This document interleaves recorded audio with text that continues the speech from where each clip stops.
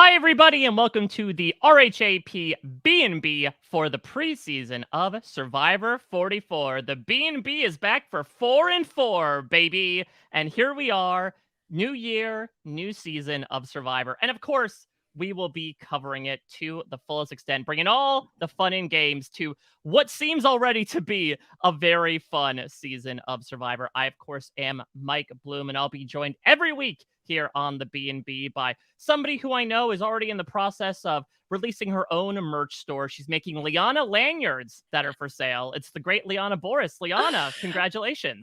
Thank you so much. I felt left out with the cast of 44 already making other merch stores, so I'm definitely jumping on that. But for today, I don't have any Liana merch ready. I do have my Sorry For You shirt ready to go. So I am back in it, baby. Let's do this. I'm so glad because one of the sort of requisite parts of our preseason podcast on occasion has been like, well, let's see what the old CBS store has been doing. You are a walking billboard for it at this point. We talked about this actually this time last year, right? About you having the Goats on AstroTurf mug, I believe it was, or the Mhm. butterflies one. Mhm. So, like, what percentage of this do you think was Jeff trying to say, hey, you know what? You could put it. I'm trying out this new phrase. If you want to put it on a shirt, that means it'll be popular. Yeah, well, I mean, he really has been trying to shoehorn Sorry For You. We've heard it now quite a bit. Even he's just like sneaking it in everywhere, it feels like.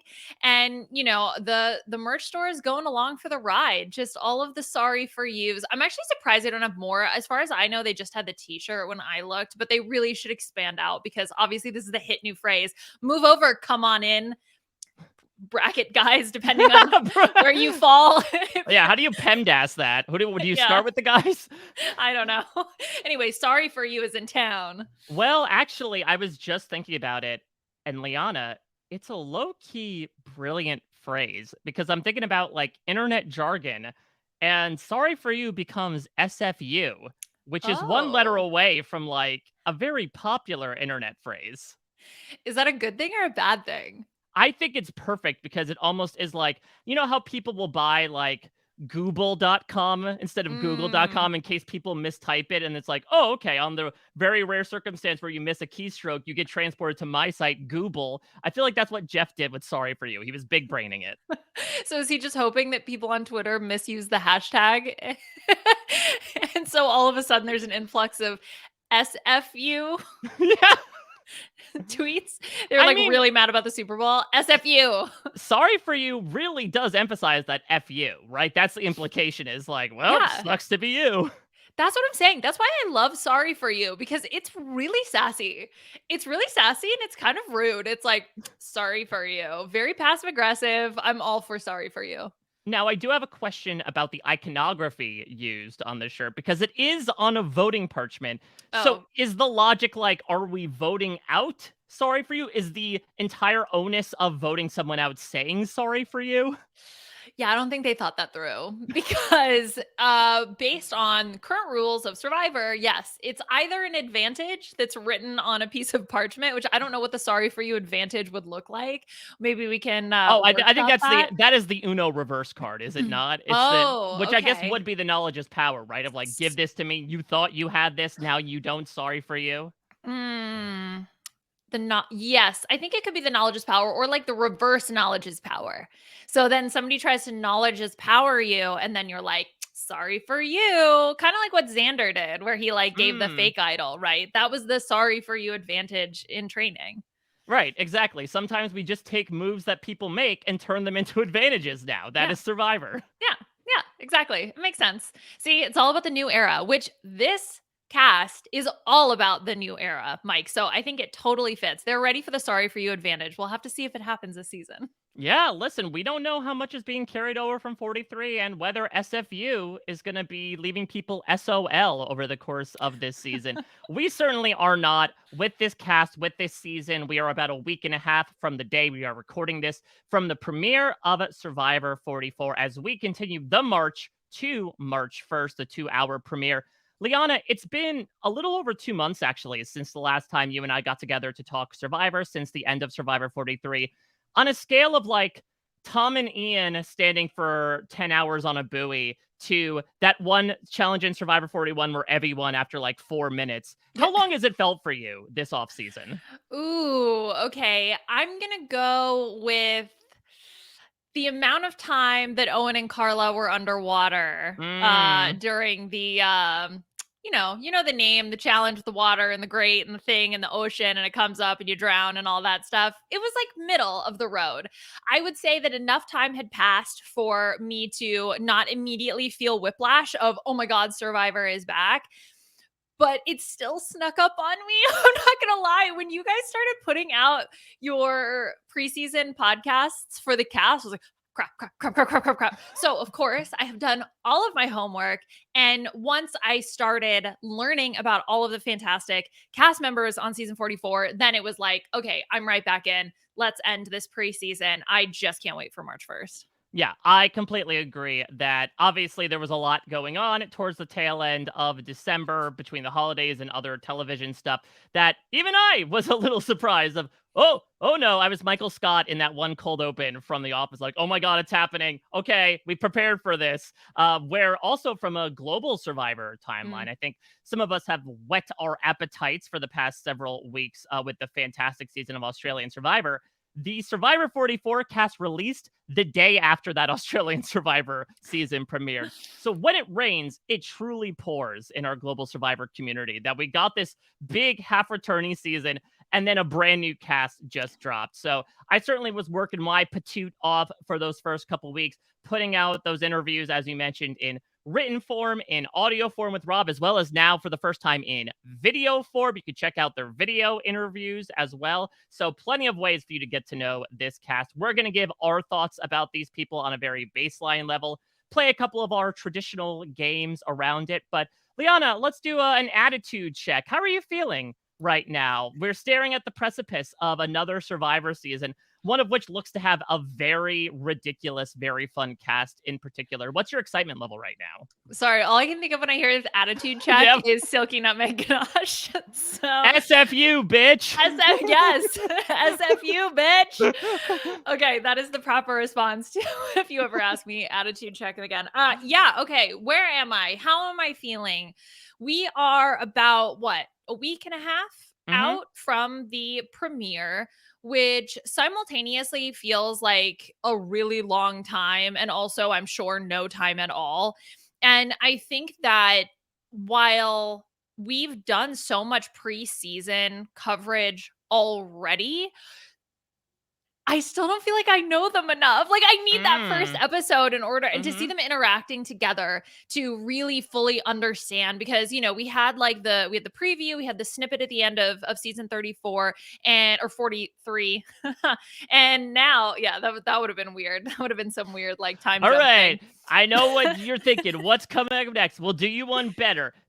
8 years from now, Yeah. a lot of shit is going to happen. But the first and fundamental thing I want to tell you is there's a new season of Survivor coming. Yes. Watch this guy fall off the rocks.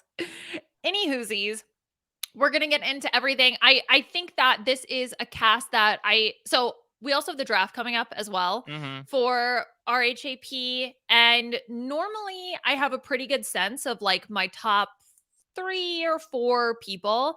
I was starting to put together my draft board and bruh, I don't know what to do. I don't know. Yes. I don't know what to do. And then there's some people that I absolutely love them on paper. And that always happens. The people I love on paper get screwed over. So, like, do I go? Do I pick them? Do I think they're going to do well? I have our preseason predictions to write and all of that.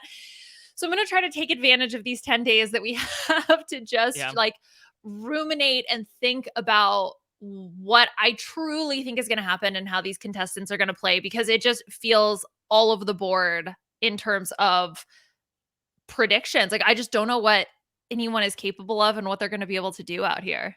But if you rewind a year ago, this is exactly what we were saying about 42 as well. Yeah. And it's so interesting to me. I don't know if it's a coincidence, but like how many times does it need to happen for it to become a pattern? The casting of the new era. It's kind of felt a bit like Goofus and Gallant. Of the odd number seasons are, I would say, more of the player seasons of like, okay, let's put a lot of the big strategists in here. Maybe not people that are cast for their outrageous personalities, but more so for like a good head for the game, good approach to the strategy and everything. And then the even number seasons are like, well, we got all these kind of odd bits and ends left over. Let's throw them into a season and see how it works. And listen, there are always exceptions to those rules. I would say that, even last season, we had people like Gabler, like Cody, like Owen, like Carla that were definitely characters in and of themselves. 42, I consider Omer one of the best non-winners the show has ever had. So there definitely is meldings between the two, but just the general tone of this season compared to last season, I do not think it's a coincidence that I agree with you in approaching both of these seasons. I'm like, yeah, I mean, I guess there's a larger than usual handful of people that I could feasibly see winning it, Mm. but I have no idea how these people are going to interact with each other and what winner that's going to produce. I think also the tone of the preview was like, dude Death. falls on rocks. Someone almost gets or like, all the camera crew like running out on the beach, like very Caleb-esque. Then you have Jam Jam talking about aquadumping. You have Mhm. Carolyn touching rocks. It was just the nuggets that I remember Is from that that. is that the Survivor version, by the way, of touch grass is touch rocks? Yeah, like, oh my God, just get out, touch rocks. You are so obsessed with this person, go touch rocks. Seriously, just go touch rocks. I feel like it would be go touch sand, but I'm willing to negotiate on that. I think that because the way that the preview is edited as well, that's the lens that production is seeing it too. So we are Mm, seeing the cast with their bios and everything. And then you're seeing at least a snippet of what production is telling you about this season, which is between the ocean pooping and the rock touching. It's like really just interesting characters and all about sort of these events. Like, I don't even really think it was even anything about the gameplay. I mean, we saw the idol in a cage, but apart from that, that was really the only thing game wise that I could even mhm. remember. So, because of all that, I think that also puts me in the mindset of what the hell is going to happen this season? I have no idea. Yeah, so in that preview, Jeff describes this season as, quote, one of the most intense, unpredictable, inspirational, and most entertaining seasons of Survivor. To your Mm. point about gameplay, he does follow up on this quote with Dalton Ross, saying that there's an explosive season coming up. The personalities are huge and wildly entertaining. The gameplay is really fun and very active, and the danger of living in the jungle is real. So it almost seems like, and I mentioned this with Marianne on our kickoff show, I don't know, I'm getting like very Korongi vibes from Mm. this season where there is a lot of wackadoo people in the cast in terms of personalities that which also creates a lot of fun gameplay as well. Because I also think what's really interesting about this cast is that it's not just someone cast purely for their personality and they have no idea what to do out there. Like I think some of the biggest personalities cast here actually have very active gameplay styles coming in, which makes things doubly exciting because that's going to further encourage, hopefully, these characters staying in, as opposed to like, well, you're just fodder to get served up to us to last the Sandy Bergens of the world to last Mm. 4 episodes, and we know we'll never go further. So I like Jeff mentioning that because it seems like that's included on top of what seems to be like a bunch of wild miscellaneous stuff happening. The danger of the jungle is more real than ever. I have no idea what that means. If someone gets swallowed by a boa constrictor, I don't know. Is that yeah, I mean, it's dangerous fun, right? Yeah, That's the whole thing. So obviously someone's going to get eaten by a snake. that's That's where I your go for that's your dangerous fun. I mean, same. I love the zoo. I think one thing that we've seen in the casting of the new era is contestants who have a lot of familiarity with the show, and this season Hmm. feels like no exception. And so for that, because you have everybody playing 110%, regardless of the gameplay style, they're at least like 100% it feels like in it. Like to me, when I was going through the cast, there didn't feel like anybody who was just they're either there for TV, or even the people who are there to have some type of experience and journey still had so much to say about gameplay. Like I would say someone Hmm. like Maddie, for example, who you could say like, oh, she quit her job, she's out there, she's living life, she's doing things, but also she knew a lot about the show and had a lot of familiarity with it. And I think that that can lead to a lot of chaotic gameplay because you have people who are actively playing and those styles are not going to work together. They're just not. And that's going to result in a lot of chaos. Yeah, do you think that's coincidental, or do you think that is an aim of casting in the modern day era? Is like, we are sort of done with the people that don't know what they're doing and just found their way onto the beach. We're actively casting super fans. Because I've also seen, especially as of late, as maybe podcasters on our network are saying things like Australian Survivor is better than US Survivor. There's been a lot of discourse very recently about like all these casts blend together, they're casting too Mhm. many super fans, etc. But I think you bring up a good point that with a show that's been lasting for 20 plus years, super fans come in many different colored coats. And I Yeah. think you get to mix and match those colors and see, okay, which blend well together and which do not. So I personally have no problem with the way they're casting a lot of these things. I think it just depends on the season. Maybe one of the reasons why Jeff talked about this fun, active gameplay from this season is, let's be honest, I mean, season 43 was not necessarily that. There were some like wild moves that were made, but I do think by and large, there were a lot of let's move through the motions, or like let's go with something that makes the most sense from a logical perspective. And so I wonder if Jeff in response to that kind of looks at 44 and is like, you guys are just surprising me every single time. He's just so shocked that people are like actually making moves. I don't know. I think that yes, on paper, 43 didn't have a lot of like crazy blindsides and things like that. I still think though there was a lot of game being played, and I think that Definitely, that has yeah. to do with like who ends up being the what ends up being the dominant strategy for that season. Yeah. And I think that because you had players like Jesse and Carla who felt like they were very much sort of running the show to a certain extent, and they both had a little bit of like calmer styles of gameplay of like, let's just sit back, let's observe, and then we're not going to make any rash decisions. And I like what you said. Like you said about, Like you said, about like you said about broccoli, or whatever it was, little trees, whatever that quote was. So what I am looking at when I look at the cast is exactly what you're saying of superfan comes in all different kinds of flavors. And I feel that depending on which sort of style of superfan gameplay actually ends up dominating this season, then I think that is really what's going to set the tone, because I don't think it's always the same. And I yeah. would much rather have people who at least have some type of game plan, and I want to see them try to execute it, because nothing is ever going to go perfectly. I would rather have that than, than something else. Like I want people who want to play the game. Well, I wonder as well what the influence of season 42 is going to be in many ways, right? Because season 41, 43, they had seen about half of season 42, I would say, which certainly had its moments. Hell, the third episode, if we recall, was a near rock draw. So there was still some wild crap to happen. But by and large, they didn't really see the second half of the game, which was pretty wild in and Mhm. of itself. And to see someone like Marianne, like, blaze a path to the end and come through and be one of the first characters in a while to truly win a season of Survivor. Of course, then followed up by them crowning their own character-based winner in a manner of speaking. 44 has seen all of 42, and I wonder how that can work both for and against some of our bigger characters. For in a way that I think it doesn't necessarily count out perhaps people like Carolyn, who maybe is a bit more out there. But again, so was Marianne, and she was able to still make a name for herself and make a game for herself to win against perhaps some of those obstacles that, precluded the previous 20 plus years. But then you wrap around to, okay, but if they know that, how much does that then put them in danger of like, well, we can't let them get to the end. Don't count anybody out. I think that's been a big lesson of the past year of Survivor has been like, I think there obviously from a gameplay perspective, there are still the idea of goats of people you can easily beat. But there's also an idea of if the field is wide open enough, anyone can win the game of Survivor.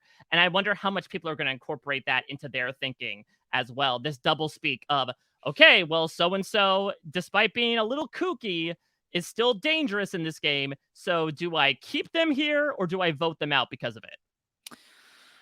Man, I don't know. I think it's just so tough. And that's the whole beauty of Survivor, is that it's a sandbox game that you can just throw different people in, and it's Sandbox still, sir.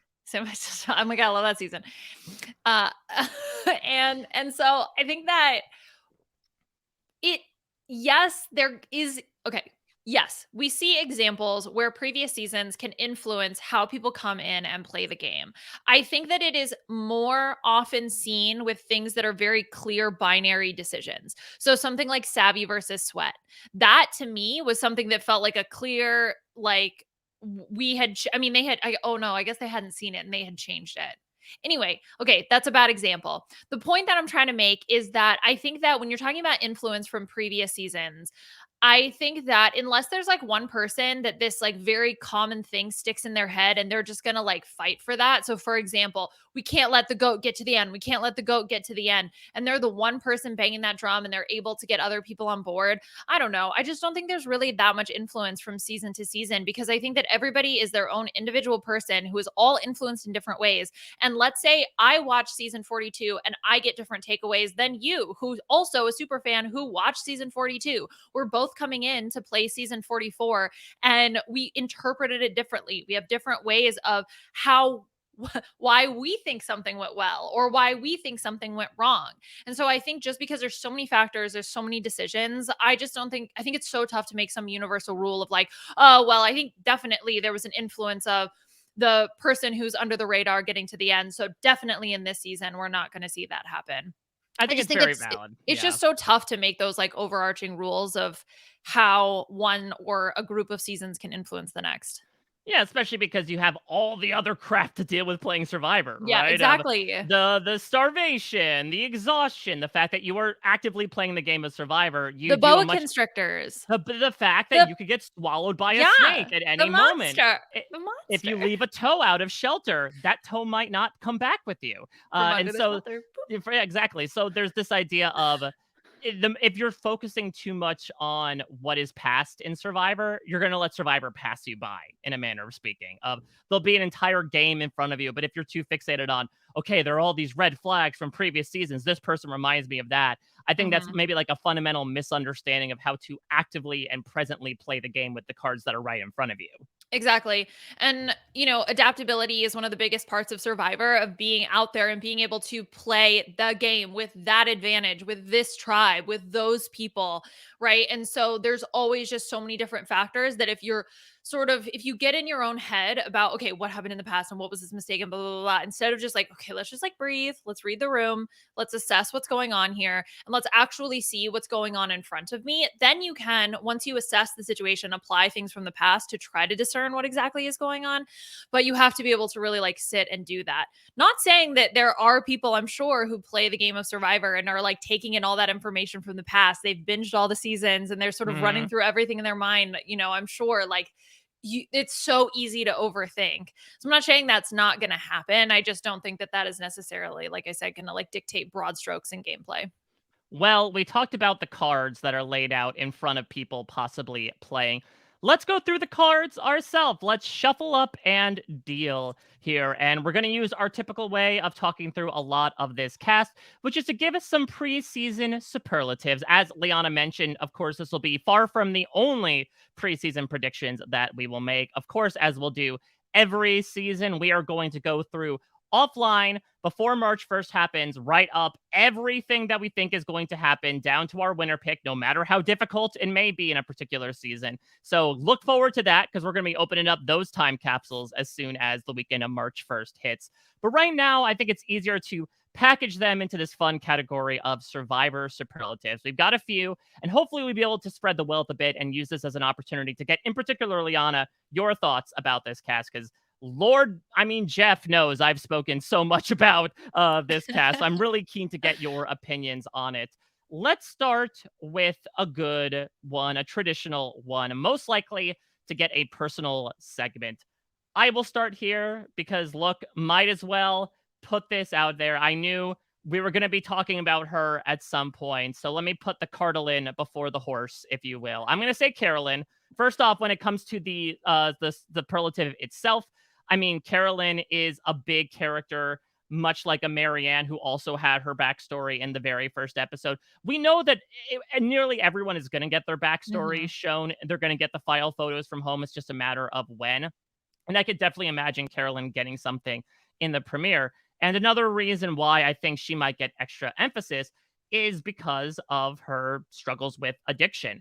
which I comb through the annals of Survivor history, and it is surprisingly a storyline we have not really touched upon that Mm, much. I mean, we've certainly dealt with it in different forms, be it like Shane Powers, which was done more so, I think, in a comedic way. Someone like Vetus, which was more so to show, like, look at the demons I was able to conquer in my past. But I feel like for whatever reason, it's a behavior and a past that we have largely strayed away from. And Carolyn's story is incredibly inspirational, right? To see where she came from, where she is now, to have a job where she is actively advising those that are in the penal system, to not indulge, to not go down a path that she similarly did. It is awesome. And I think the show would be leaving fire tokens on the table if they did not focus on this, not only in a magnanimous perspective, but like almost immediately. mhm. I'm sure they will, and I hope they do. She was actually one who I was considering for the superlative as well. I think that the courage for her to share her story also is so inspiring because I think addiction is something that is very much wrapped up in shame and guilt as well. Hmm. And so for her to be able to be so out and open about what she's been through, where she's at, her struggles, what she's been able to overcome. I think that that's incredibly inspirational and I think it's really important to see and to have her be able to talk about all of that. And so I do think that in addition to her touching rocks, I think they will be covering her backstory as well. I'm hoping they do a good job. I'm a Yeah. little nervous with how they're gonna cover it because she can be such a kook, like a haha, like let's laugh at her kind of kooky person. But Hmm. like I don't get that vibe at all. She's so interesting to me. Yeah, she's entertaining, but I think that she's also a whole person that's had this really interesting life. And so I'm just fingers crossed that they do a good job with her edit overall. Yeah, I think the perfect needle to thread, right, would be okay, I'm an addict, but now I was able to get through it by just being myself. And that's the Hmm. lesson to take away rather Yeah, than, like you said, laughing with her rather than laughing at her. Of like, whoa, look what happened to her. Does she even need drugs? She's already exactly. high on life, in a manner of speaking. I got to stop down for a second and get your thoughts on Carolyn in general, because, like you said, she is a star even a week and a half before the season starts. Give me all your thoughts on her. Yeah, I mean, obsessed. From the moment like I saw her in the preview, like there were two people that really stood out to me, her and Jam Jam, who I'm sure Of we'll talk course, about. yeah. But Carolyn, from the moment she was touching rocks, was like, oh, she's really interesting. I can't wait to learn about her. Then I promptly forgot about Survivor for a month and a half. And then now we're back and I was like, oh yes, her. So then listening to her interview, because she was the tribe that you guys did first. And Yep. so, being able to hear one about her story, talking about her being 13 years sober. And then she started talking about playing or like Roblox Survivor. Like you had talked about how she played Roblox Survivor. I was like, wait, hold on. There were just so many little things that were like, wait, what? You did what? The crying in the interview, inspired by Gabby, of course, aren't we all? I'm expecting Carolyn to have a pop socket of her crying, by the end of the season. I'm hoping that that happens. I loved that she loved Shan and Liana. Like that was something that I, of course, very much appreciated. And so it was just all these little things that made me want to know more about her. I was like, I have to know how you play the game of Survivor. I Mhm. have to know if she goes home I mean, of course, it's going to be sad to lose anybody. I just really want to know what Carolyn does. I need to see her play. I'm really hoping she makes merge. I don't know. I won't peek too much into my predictions. I think she will. I think there was a way that she expressed herself in my interview that I think spoke Hmm. towards the more emotionality. She says that she was drawn into the human moments, but this woman was raised on orgs. This is someone who has a history of playing with these games, of just being, cutthroat and savage in an internet community where, Hmm. yes, you are missing that sort of personal element, but it does, I think, sharpen your skills a smidge, I would say. I don't know. It's not 100% applicable in my opinion. I would say it's at least 50 though. She's so authentic. And I think that that is what's screaming through to me. I think there's a reason why the internet is calling Ah! her mother. Yeah, I know. It's like a howler. I think that she jumps off the page as someone an hour out of your earbuds, as someone who you just want to know more about. I love when she said that you don't have to apologize for your emotions. Like, she's going to be her most true, authentic self out there. And I think that that is hopefully going to resonate. I'm hoping that it doesn't rub people the wrong way, because I have just a small dose of her. I don't know what that is like over long periods of time, while you're starving, while you're not sleeping, while you're cold, while you're tired, right? And so I'm just hoping that that doesn't end up rubbing people the wrong way, and she ends up sort of being this like bright light that people can gravitate towards, because that's at least how I feel about her right now, especially like given her story with addiction and everything. It's just really inspirational to see. Yeah, she is the sun in many ways, both in like that brightness Yeah. and that warmth. And perhaps when Rob and I speculated about maybe unintentionally a lot of the tribe revolving around her, though we shall see. Who did you have in mind as well for the superlative most likely to get a personal segment? Okay, yes. So I think everybody is going to be able to, I hope everybody is going to be able to share their personal story. So, as you mentioned, this is kind of about a race to see who's going to get it Hmm. first. So, I rewatched the promo and I clued into a voiceover right before Matthew falls off the rocks. And he's talking about how, like, he's like, playing Survivor. There's now like so many different people get to play Survivor, even if you're a gay dad like me. And I can just hear that voiceover leading into his personal story. Yeah, So I am fingers crossed, hoping that if they've already edited that together, then they're it's ready for that to easy. go in episode number one. Exactly. So then I can get that there. So I am going with Matthew here. Is he going to go as far as to say, as a gay dad? As a gay dad, yes. When you're playing Survivor as a gay dad, I don't know exactly how Or like that's tribal gonna council, work. Matthew, give me a gay dad analogy for the situation right now. Oh God, I hope Jeff doesn't do that. What are your thoughts about Matthew? Because I think he's another, like you said, makes a huge impact from the Mhm. beginning of the promo. I think surprised me a bit in like how down to earth he was, which is the direction that he's going in the Mhm. promo, quite literally. But like him expressing more so this idea of I want to be a caretaker. I'm a natural service person. Water baby, nature boy, which I guess Mm. showcases in him climbing rocks. What do you think about him going into the game? Oh my God, all I can think is just like, please don't get medevac. Just please don't get injured. Please don't get injured. Please don't get injured. That was like the first thought going through my brain once I put two and two together. Is that like your But potato gate situation of like, well, we got to see when Matthew falls on the rocks? exactly. Exactly. So in terms of Matthew, otherwise, I was really intrigued by him. What I thought was also very interesting was I think he compares himself to Ben, right? Hmm. He like Ben and Shan were the two people that he picked, and I thought that that was very intriguing. I was like, is it the beard thing or is it something else?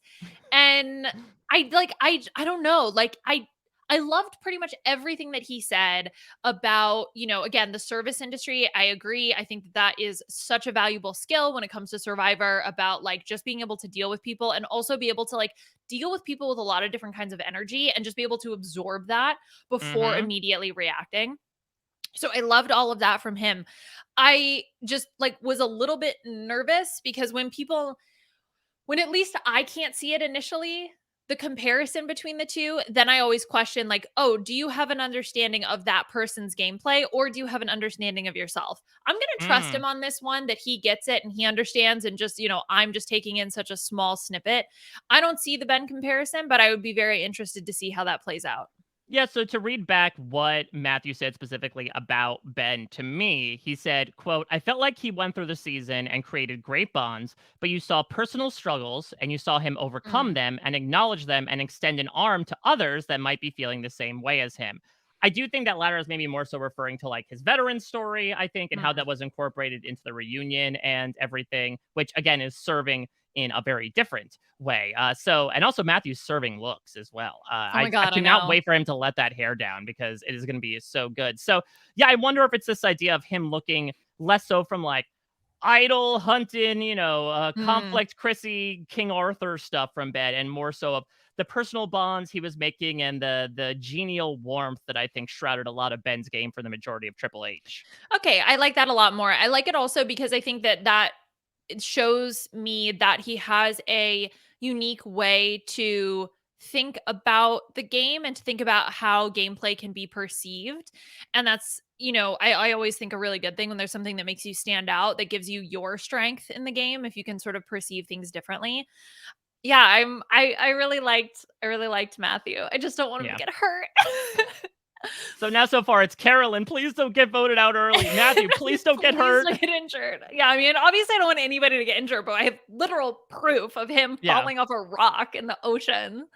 Oh, Unless that's okay. planted Whew. footage, unless someone else falls off a rock and they CGI Matthew there instead.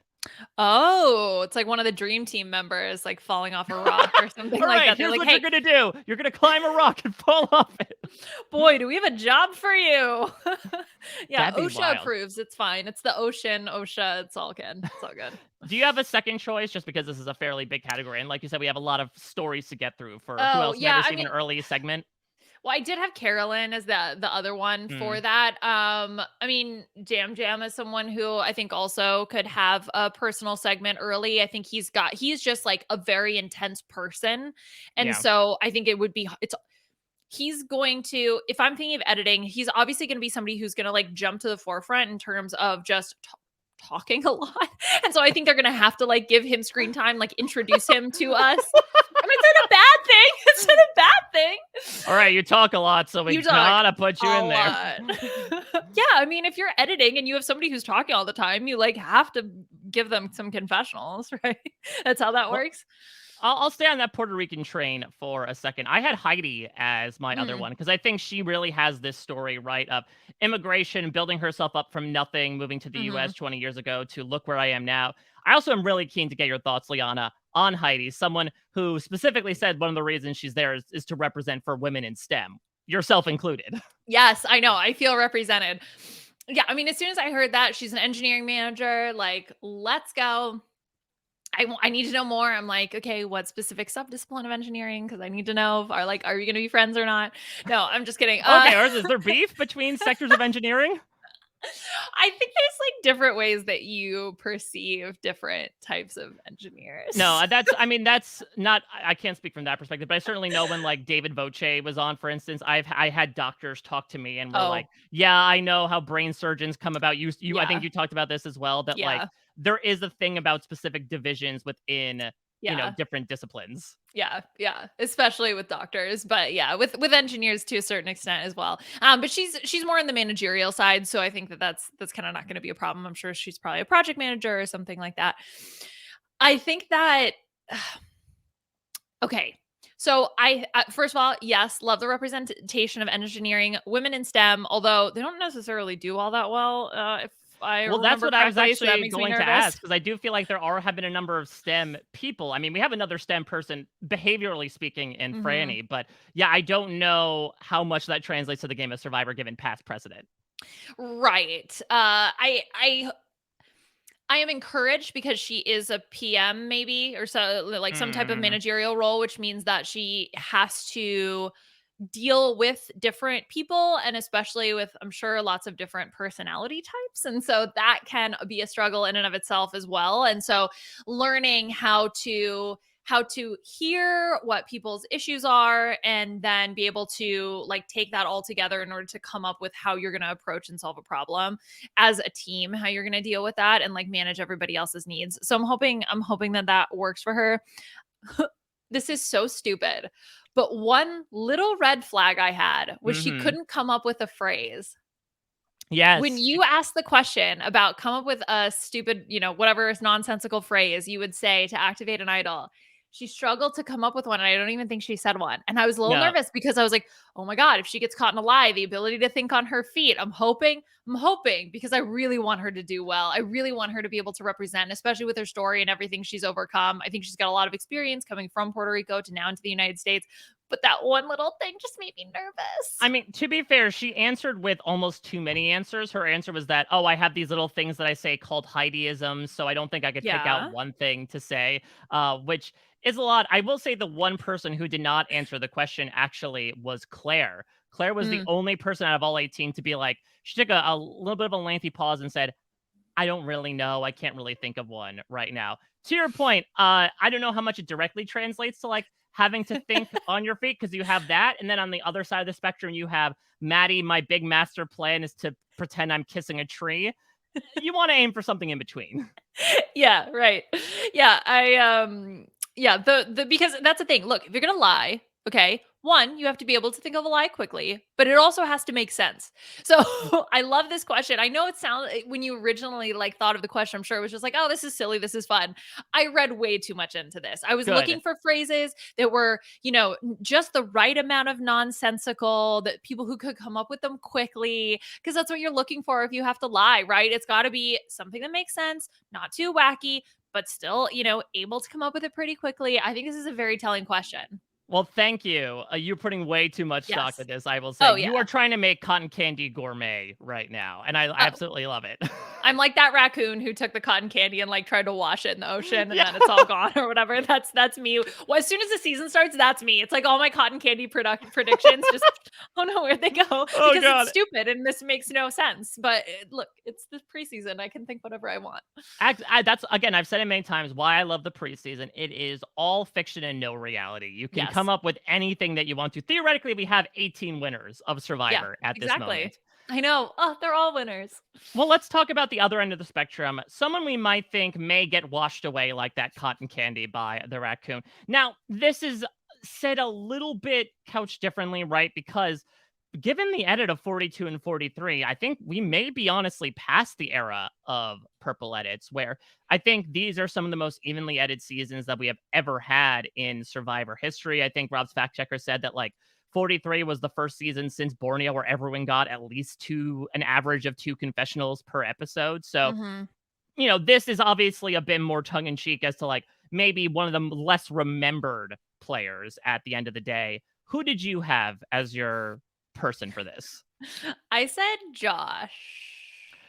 Interesting. I mean, he was in my top 3 as well. Okay, okay. I when I was listening to all of the interviews,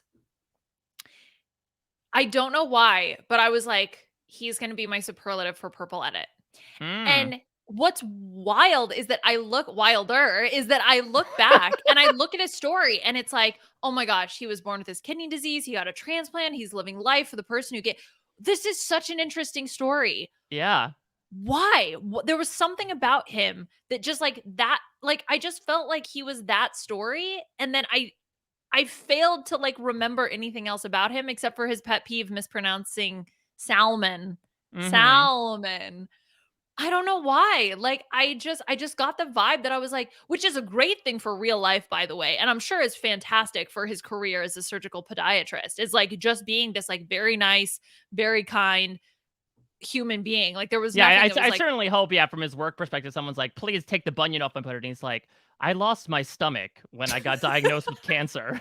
no, I mean, I'm not saying he's gonna like tell his personal story every time he interacts with a patient. But I mean, like, there's some people that like their energy is just okay. So like Gabler, for example, when I listened to Gabler's interview, it was just like like that was like Gabler, and he was just like all this energy, and he was like, "I'm excited to see what I'm going to learn about myself, what I reveal to myself when I'm myself," and just like there's like that energy, and you're just like, "Oh my god!" You're like listening to this, and you're just like, "This guy is like so interesting, like this personality." And Josh didn't have that like over the top like energy. Oh my gosh, blah blah blah. And so I think in a cast of people that sort of all felt like super hyped up and like super energetic, he just didn't like rise above that. Not a bad thing at all, but when you are editing together a season, that it can be a tendency to skew towards those people who are just a little bit more like totally higher energy. I don't disagree. And actually, Josh reminded me of Ryan from last season for Mm, a couple of reasons. First off, his athleticism and his desire to be a provider. That was like Ryan's, you can't spell Madrona without MO. And that was Ryan's in season 43. It was like, fish, do well in challenges. That's all you mhm, need to do. And so Ryan, again, hit that confessional average that was mentioned. But like, I actually do think in retrospect was one of the quieter members of the mhm, Survivor 43 cast. And I could see Josh maybe filling a similar, department. I had him up there as well as this next person I'm talking about because I'm going along with this prediction that I think Soka is just going to like mm. crush all of the challenges. And we saw this happen with Coco, right? Where we knew diddly squat about them before they started going to tribal council. We only got the little snatches primarily through Carla's perspective as to what Mhm. people were doing and how they were playing the game. And so I would imagine if we're going along with a similar format, right, of three tribes, we go to our Sac Island, we have our challenge, we have our tribal council. Like, there's not much time to visit a tribe that is consistently winning challenges and deep diving into everyone. So I could see Josh, but the one I ended up picking was Matt Mm. Blankenship. We're going from Matthew to Matt because I think what got stuck in my head was Matt talking about how much he resonates with Eric Reichenbach. And I Mhm. was thinking back to the Eric Karamoan edit specifically of him notoriously playing this game, right? Of like, just point to the flag of who I'm supposed to vote for, tell me like 5 minutes beforehand. And he was super purple in his second time out.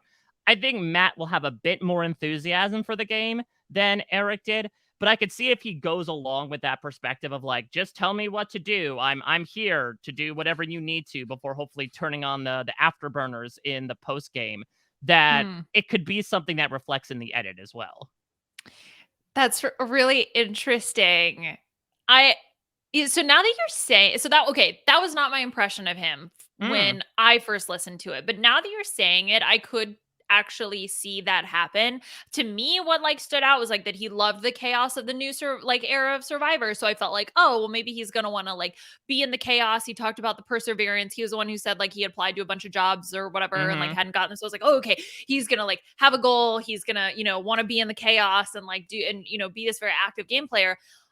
At the same time, he also talked a lot about, his struggles with anxiety and what that's Yeah. going to look like and how that's going to manifest out there on the island. And I think if I am tapping into sort of that energy of him, then I could see him being nervous to make the wrong move or be Yeah. nervous to actually want to step up.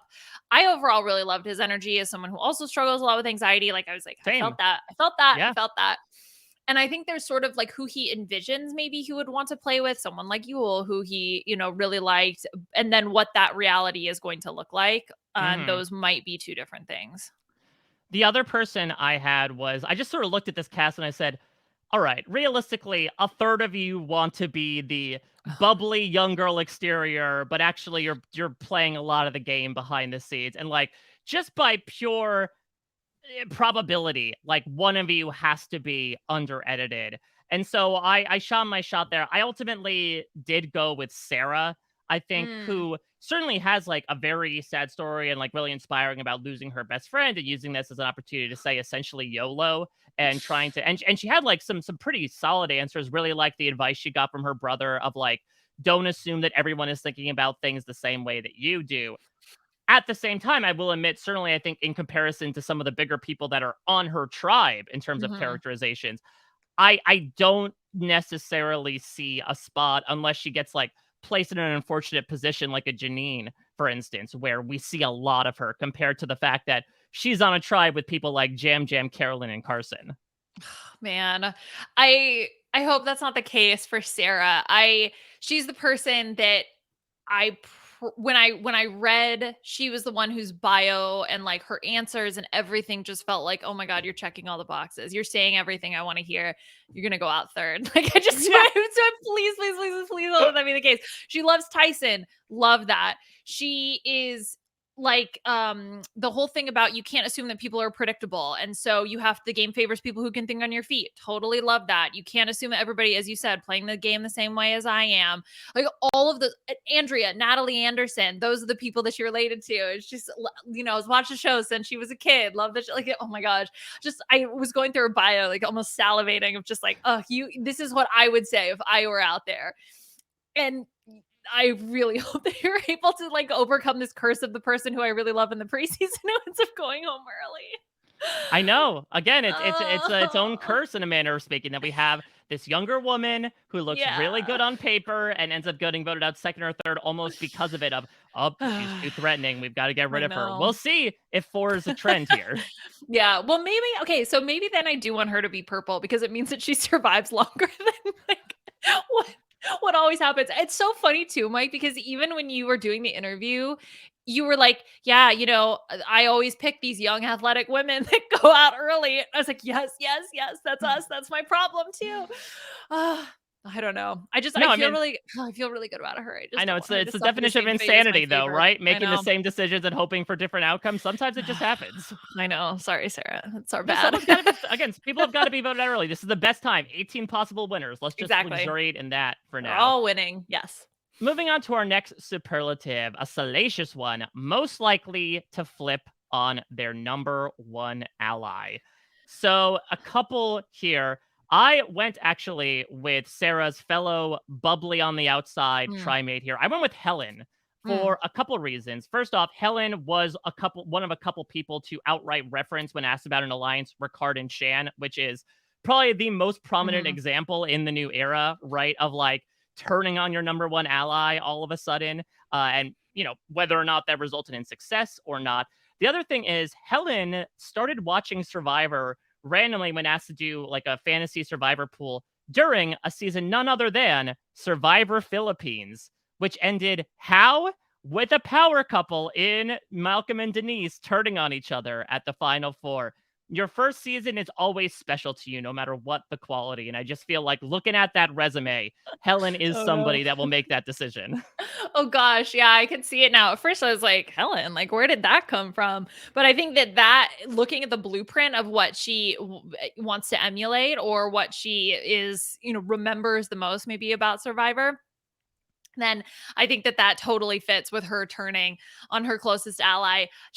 I loved her phrase maybe the most out of Mm. everybody's. There were a lot that stuck with me, but especially this one. The whole like, hers was one about the tiger that jumped in the pool and lost It's its like it's stripes. it's like when the tiger jumped in the pool and lost its Yeah. stripes. Yep. Yes, yeah, that's good. I really liked that one. That was like in my weird meta of okay, how they answer this question says a lot about them. That's a thumbs up.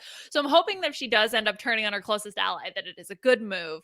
And the fact that she related to Erica, I liked that for her Hmm. as well because, we've seen in these 3 seasons of the new era that we have to go off of that the person under the radar is the one who's able to sort of eke it out in the end and end up taking the win. So if she sort of has that idea for her gameplay of trying to fit in sort of this middling position where she can, yes, maybe be involved, but just sort of just survive and just sort of make it under the radar a little bit, then that could bode well for her.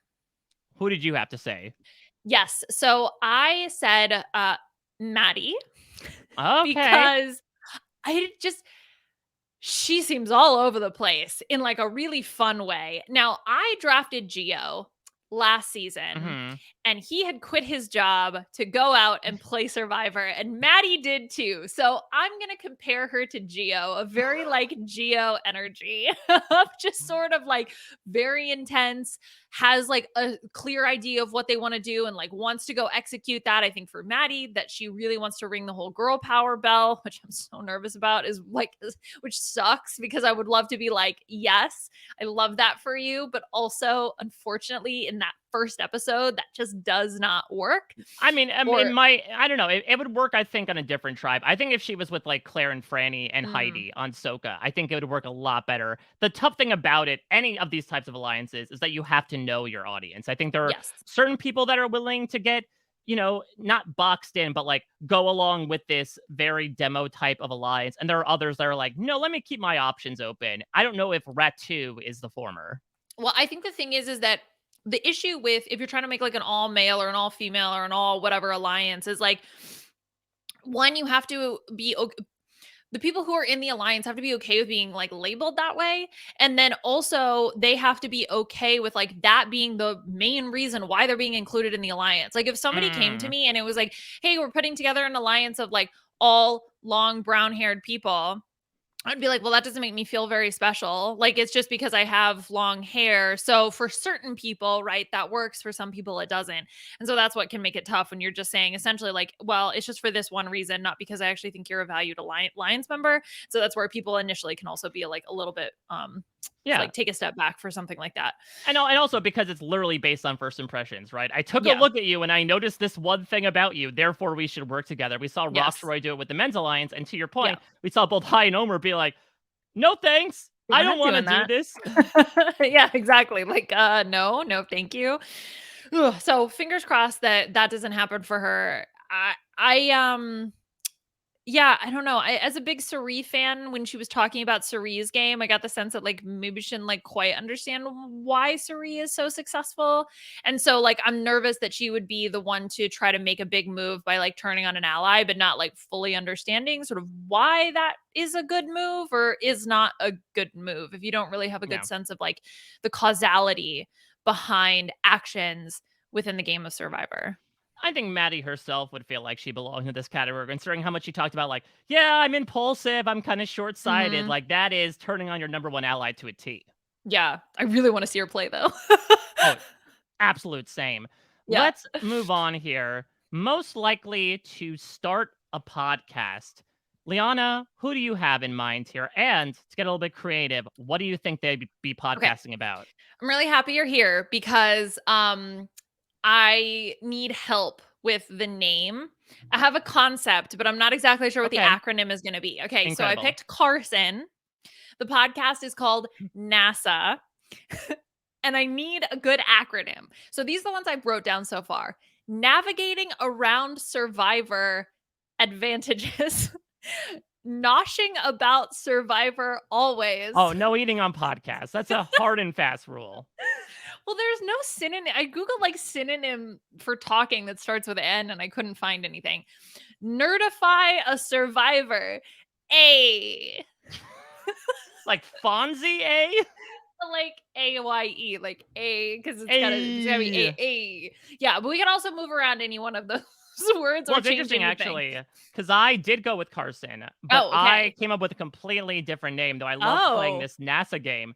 My okay. podcast is called It's Survivor, Not Rocket Science. Oh, okay. Yeah, that's way better. I was just going based off of his merch store, how he was like totally willing to just like put the NASA logo on stuff. Which Yeah, all again, right. I don't know if that's copyright or not. Well, okay, so let's drill down and talk about this. This is something that I Yes. talked about with Rob that it was a like teed up perfect aperitif for Yeah. the B&B. Now look, things have changed in the interim. I know that Carolyn's store is still up, but I believe anything like including the Survivor stuff on it, between the logo, between like the infamous face shot of her face caked in mud. At least I Mhm. hope it's mud. That's been removed. I don't know if Carson's store is still up, but obviously this was a big to do in the weeks leading up to the premiere. Give me your overall thoughts, Liana. What were your thoughts about these Survivor castmates trying to make the hustle weeks before we get to know them? Oh, I love it. It's ridiculous. Like I anything this is entertains me, okay? And I the only thing I want in this world is to be entertained. So the more that the cast does, the more I am entertained. Carson's, for example, there are so many things. So first of all, so I pulled it up, but I do think that things have changed on the website because there's Hmm. less tabs than I remember when I looked at it the first time. So now I'm debating if I should go to the screenshots I sent you Yes. of what I liked. Let's access the time capsule right now. Let's go to the Yeah, ghost of Christmas past. because I can't find the puzzle. I was all about the puzzle. Okay, yeah, Mm-hmm. I think he had to take down like the things that were blatantly copyright Yeah, the things that because were just like choosing assets from CBS and putting them into your yeah, own merch. because he literally had the Survivor 44 logo on a puzzle, but it was like the logo. Like it wasn't even an interpretation of the logo. It just was the logo, which I felt like that was copyright infringement. And then there was a lot of NASA stuff, which now Right. I'm trying to remember. Like this now says Team Carson and it's like vaguely NASA E. So I don't know if he like took that off also. But there's a lot less. There was a pillow with his face on it, and I can't find it anymore. I know that. Well, that was the big thing, right? That caused certain unnamed Australian Survivor flop contestants to come out of the woodwork and be like, "Maximum cringe." Here's the thing: I do not give a flippin' Same. shit about any of this. You do what you need to do. You're going to be on national television, and I don't think this says anything about how well they're going to do. Like these personalities, to me, are such blank canvases that, like, on the one hand, this could be, someone saying, well, I'm only on screen for 2 episodes, so let me make the most of it. Or it could be somebody who knows $1 million check is incoming and is like, let me make a little extra dough. I got to pay up those taxes that are being taken out of it. So I absolutely adore it. Yeah. Create more kooky crap for the internet to devour. 100% fully envelop this experience for me. Start a Yeah. Twitch stream if you want to. Start an OnlyFans if you want to. Like, as long as you're not infringing on a CBS and or government agency property, you do you, boo boo. Right. I just don't want you to get in trouble. So Carolyn has one that is just riding my scooter T, and it's like her on a Vespa. But it's her photoshopped as Jennifer Coolidge's character from the second season of The White Lotus on her Vespa. Okay. I had to zoom in. That's what it is. Yeah, and Oh I my don't think that gosh, anyone that's took any so active funny. photos of Carolyn on a Vespa. I think Well, this I is her mean, trying to do her best Tanya McQuad. I don't know how she would have gotten one out there. These gays, they're trying to murder me. I Oh, do you think she's gonna say that if Jam Jam turns on her? Oh my god, I hope Oh, so. but she's also part of the LGBTQ plus community, so she might be saying that to herself. Yeah, this is great. And then there's one with her.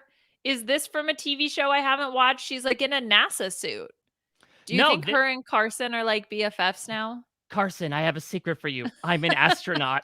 I'm also an astronaut. No, I believe this is actually her picture from her like prison uniform, I think. For her what she wears. I think it's like the blue uniform that they have to wear. It does look like a pose that Oh. astronauts take though. So if they did an Australian Survivor thing and she got like these photos from her sent from home, she could be like, "Oh, here are my photos from space." When I went to space, I don't know. It's got a NASA logo on the jumpsuit, so Wait, it does have a NASA logo on the jumpsuit. What the that's what I'm fuck? saying. Wait, how can this be up? But Carson had to take his job. Conspiracy theories abound. If it's a costume, it's not. It's Yeah. fair use. Oh man, this is really interesting. Wait, Yes. So wait. Why is she? What? that's what I'm saying. This is really bizarre. So she also had she had socks with her face on them as well. Hmm. I'm sad that that's gone. I don't understand. Is that because it was a picture that was taken from Survivor and that's why she had to take it down? Yeah, I think it was one of those Sad. things where she was like actively using a photo from CBS to for her own like monetary gain. I think that's where they draw the line, right? It's I like see. you can make shirts that have your face on it with a stock image from CBS Press Express and like distribute them to people for free. And I think they're more okay with it than like, oh, you took this image from the promo, put it Yeah. on merchandise, and sold it to make a buck. Like that's where we have to do the cease and desist. That's where we draw the line. Okay, let me just check the Survivor store quickly just to see if they Yes. took it and then put the socks on their website because that's Yeah. what I would do. Oh, that's a fun business strategy, right? Just use the company, your competitors' merchandise and mottos against them. Exactly. It's capitalism. Okay, the tribe has spoken knit socks are the only one that's there. So unfortunately, no, they did not take that. And I don't see if they have any pillows because the pillows and the blankets I thought was a great idea as well. Yeah, the Carson face pillow I Yum. adore so much. Same. Hopefully that comes back at some point because it's like just the perfect amount of kitsch, right? Especially for I think you and I of like Yeah. absolutely own a Carson. Listen, we were the ones that found the unbelievable FCUK fake friends shirt from Dan Rengering's store. This is our wheelhouse right now. Exactly. I love stuff like this. Ugh, more Yes, merch. as the person who's More wearing a sorry merch. for you shirt. Yeah, see, I'm the target demo for things like that. Unfortunately, yeah. Oh man, I should have ordered it before it got taken down. Ugh, I'm so sad. I That could have had window was one. closed. Absolutely. Did you have Ugh. any thoughts overall about Carson besides his mercantile Oh. possibilities? I was gonna say, is there anything else really to say? He was a random phrase about flat earthers. That stood out to me. I thought that was funny. Hmm. I think with the uber duber tuber super fan and everything, it always makes me really nervous. It worked out for Adam Klein, so maybe this is Carson's time to shine. But with him being so young, it just makes me nervous. I don't know. I think he will be able to ingratiate himself within a majority, I think well. Where I'm nervous for him is maybe like post merge, if there Definitely. comes a time where he's like, okay, now I got to start, like, this is my time, this is my moment.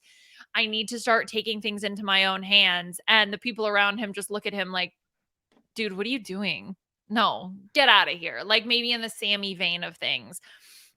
So that's the thing that makes me nervous, because I also think that there's a difference between like giving MBA students, guidelines or whatever for Hmm. the program that he was in versus 37-year-olds out there on Survivor. Just a smidge of a difference. Just a tiny bit different.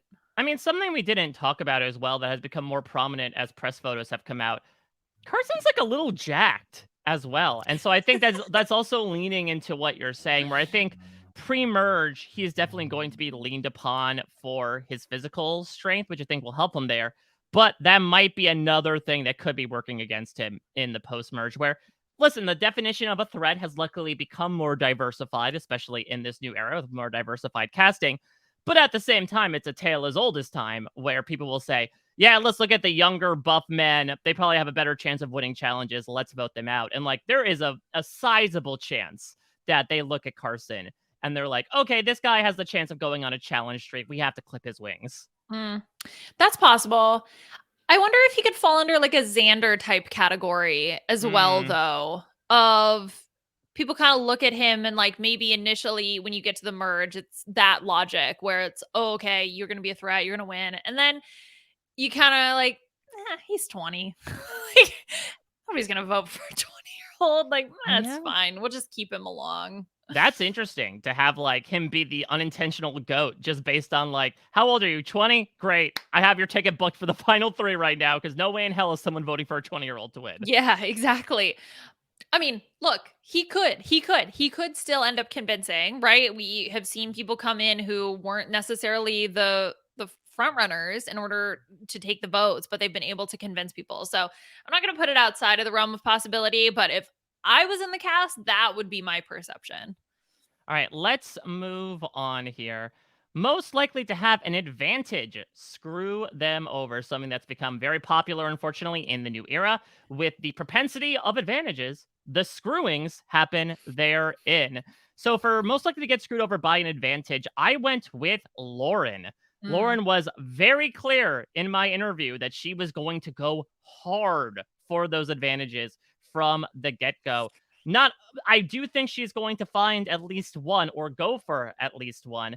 But the issues with advantages nowadays are that they're that boa constrictor under the shelter, baby. They're dangerous.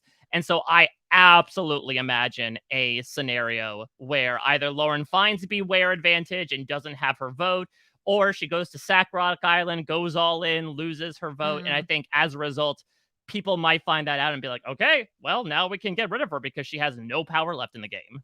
And she was really fixated on taking risks. And Yeah. so from idol hunting to risking your vote to just like putting yourself somehow in harm's way of like, even if it's, I don't know, like she'll offer to hold the idol or something. Like, I don't know. It just felt like she was willing to just jump in front of that bus because she wants to participate. She wants to play the game.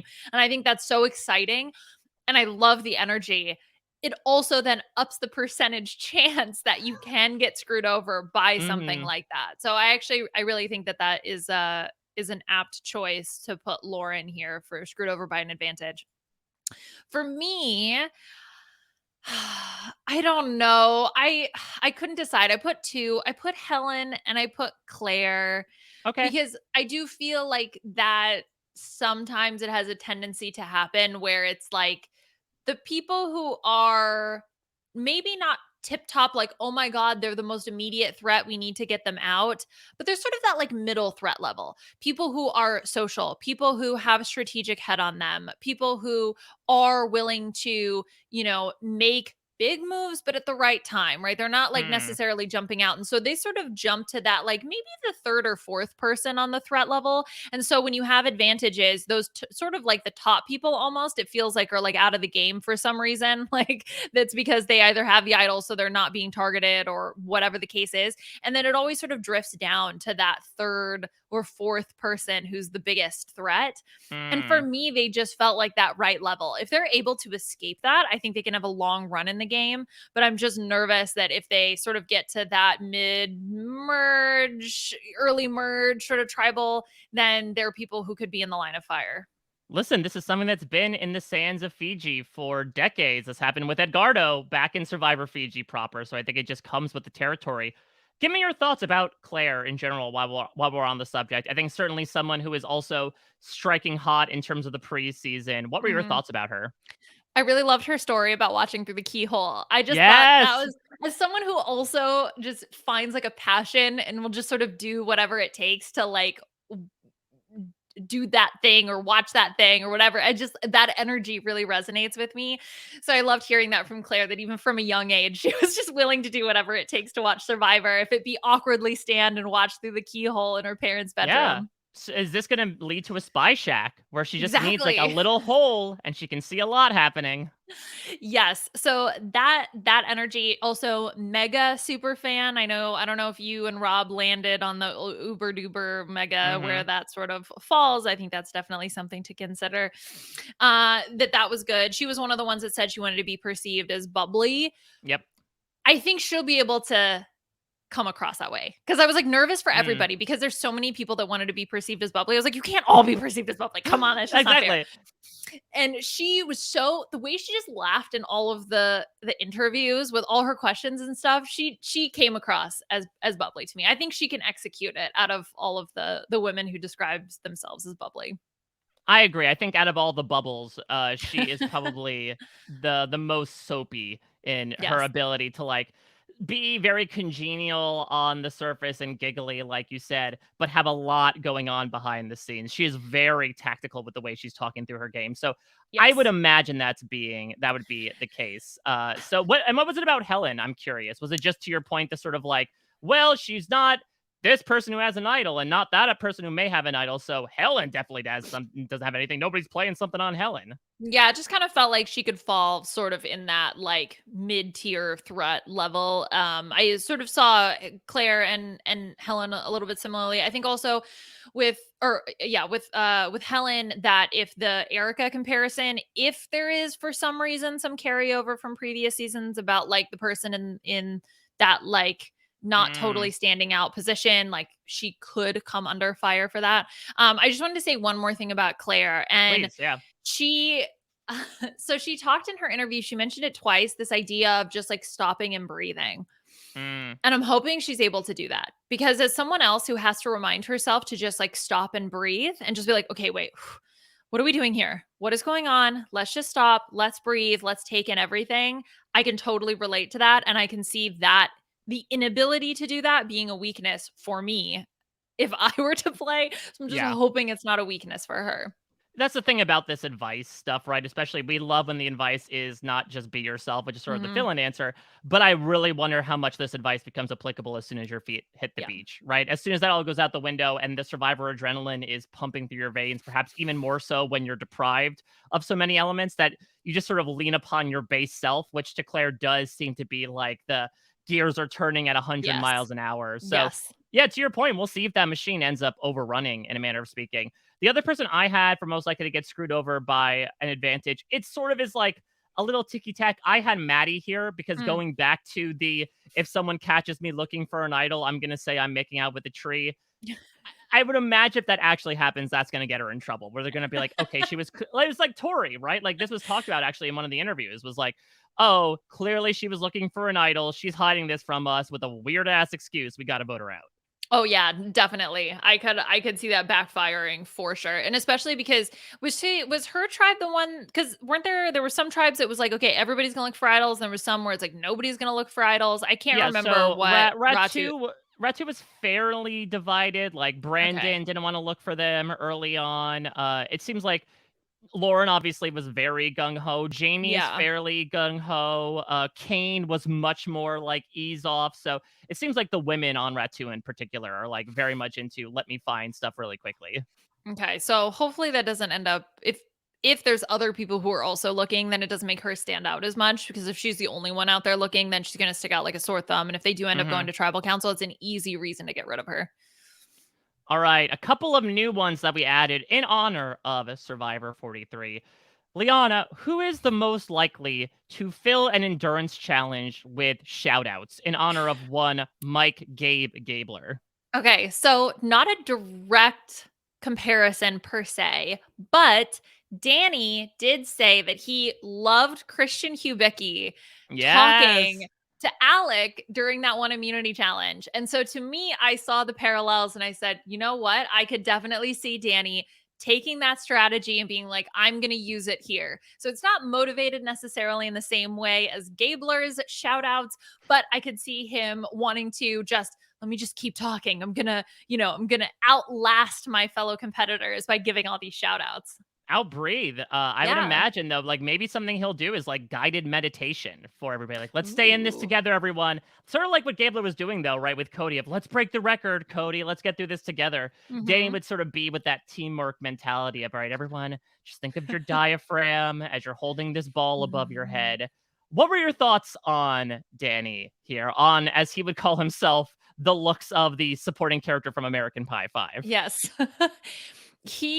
Well, first of all, the liking the smashing of the hourglass. Danny, we need to talk. We need to discuss this further. I need to better understand where you're coming from. Is this to suck up to Jeff? Is that why we're doing this? Please. I need to know. No, I really liked Danny's energy. I think that calmness and that the sort of like meditative ability to reflect and just sort of breathe, I think is such a strong skill. I think there's a lot of downtime on Survivor where you're not doing things, and so being able to just sit in the fire and be Oh, with hopefully not sit in the yourself. fire. Well, yeah, okay. I I mean, mean, he is a might put it fireman, out. so he is a master of it. He put it well, yeah. He could put it out. So I guess it does work that he N- puts out the fires No, that he this sits is in. the thing. It's now Mhm. been proven officially. Firefighters are expert fire makers. We saw this Yeah. with Mike. We saw this with a Survivor South Africa contestant. Like they know about fire, Yeah. both what starts it and what puts it out. So I think Danny's going to be the fire builder on this tribe. That's why, because one, you have to practice. So you have to start a fire in order to put it out. Come on. And, Is that how they practice? Do they yeah, practice? yeah, that's how that works, right? I don't know anything All right, about this is a firefighter school, rehearsal but fire, everybody. everybody, okay. Let's all get our little outfits on. That's how it works, right? Yeah, I know nothing about Yeah, firefighting. Liana speaking like a direct fire chief. Let's put our little outfits on.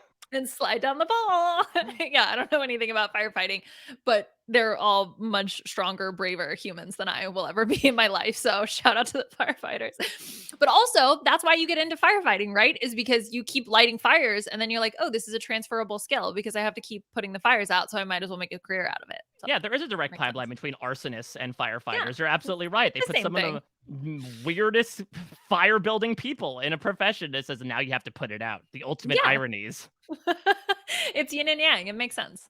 Yeah, it's like hiring Hannibal Lecter, right, to hunt down another serial killer. They know it the best. Yeah. Well, that was like the whole plot of Loki, right? It was like you Hmm. need Loki to find the other Lokis. So, right? Was that TV show? I Yep, watched it a that was while it. No, ago. that Okay. was it. Yeah. It made sense in my brain. So I had a couple here. The first one I had was Bruce, just because I Mm. said that Bruce talked about his childhood growing up in foster care, and I said he'd just shout out all of the people he's encountered. So didn't he say his foster parents like fostered 127 kids through their Yes. time? So maybe he would just Cletus style shout out all of his one-time foster brothers and sisters to go through the entire Hmm. challenge. Okay. Yeah. I mean, that was a long list. So that would definitely fill an entire endurance challenge. I could see it. The other one that I thought about was Kane.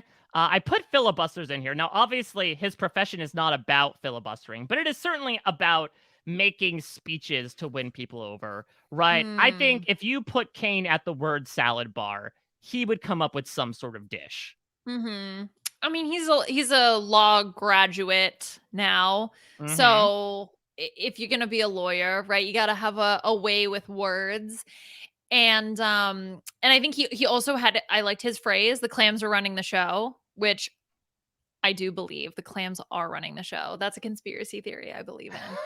Anyway, so yeah, I think that fits. He had an answer. He's a lawyer. He could talk. He could, take up a lot of space verbally right? Because Mm-hmm. that was even something that I just got the energy from him. Like I just got this very intense, strong energy and presence from Kane when I listened to his interview. So I think that that could happen on the tribe as well as in an endurance challenge. And that was before he mentioned that he moved around like Bigfoot. I know, right? Oh my gosh. Yeah, when he compared himself to Sasquatch, I was like, okay, yeah, I feel that. I also relate to that energy as someone who also kind of moves like Sasquatch. Now, again, what does this mean? I'm so curious. Describe a Okay, Sasquatch-like gait to me. you know that picture of Sasquatch where he's walking? Okay, so Yeah. his arms are okay, you know the one I'm talking about? Yeah. Okay, he's like kind of hunched over, right? Uh-huh. And he's got these really long arms and they're like out to the side and he's like got these big strides and I assume he's kind of lumbering even though it's not a video, it's just an image, but that's the gait leans towards that type of movement. But, like, so does the cover to Abbey Road, and I'm not saying I move like the Beatles. No! Oh my gosh, are you being intent okay, you're doing this intentionally. Of anyone What? who could No. understand. Okay, Sasquatch image. Let me just find the Alright, picture for I'm you. gonna Google You know the Sasquatch image. picture that I'm talking about. Yeah, but I don't think it's anything like it seems like a normal walk to me. What? Yeah, it seems What do like you he's mean just that's a normal how do you walk? Maybe you just walk like like Sasquatch. maybe I do, and I didn't realize it. It doesn't seem like a Cro-Magnon or anything like Okay, me. That's not this. terrible. You see this? He's hunched over. He's okay, look. I know we did not study biomechanics, but the way that his spine is leaning forward, okay? He's kind of like hunched over. His arms are like swing. When you walk, does your arm swing that far apart? Right? Look how far back his arms go. No, people walk like this. Their little arms are like they're like this. They're not like this. Those people with their little arms. They're little, they're little no, like yeah. Okay, So so he it's more takes about this the like arms than the legs for you. well, yes, yes. I mean, there's parallels between the two, right? Because there's like symmetry as you walk. Yeah. But the whole point is you can see how far his arms are out. And if Yeah, you because look by at Abbey comparison, Road, here's see, Abbey Road. okay, do you see how supine their spines are? Right? It's like up and down. Not Sasquatch is bent over, Yeah, well, I straight mean, up and though down. I'm looking at the gait is similar. If I just took a lower body and you said, "Is this Sasquatch or is it the Beatles?" I may be wrong like 20% of the No, time, if I'm it's being honest. not. Oh my god, are we even looking at the same pictures? Look how straight their legs are. Look at the Beatles, Mike. Look at their straight. It's straight. It's straight. Okay. So okay. Can you here? You know what? I'm just gonna send you. This is the picture. You're gonna put them up side Alright, by side, and you're yes. gonna tell me that those are the same legs because they're not. Those are straight. They're straight. The Sasquatch leg is bent. Okay. Bend slightly, but I'm talking about the width of the legs, the space between them is similar, in my opinion. No, no, it's not. Oh my This gosh. may be the biggest argument we've ever had in the history of this podcast. It's so obvious to me. Okay, everybody agrees with me, I'm sure, out there that they get that what it needs.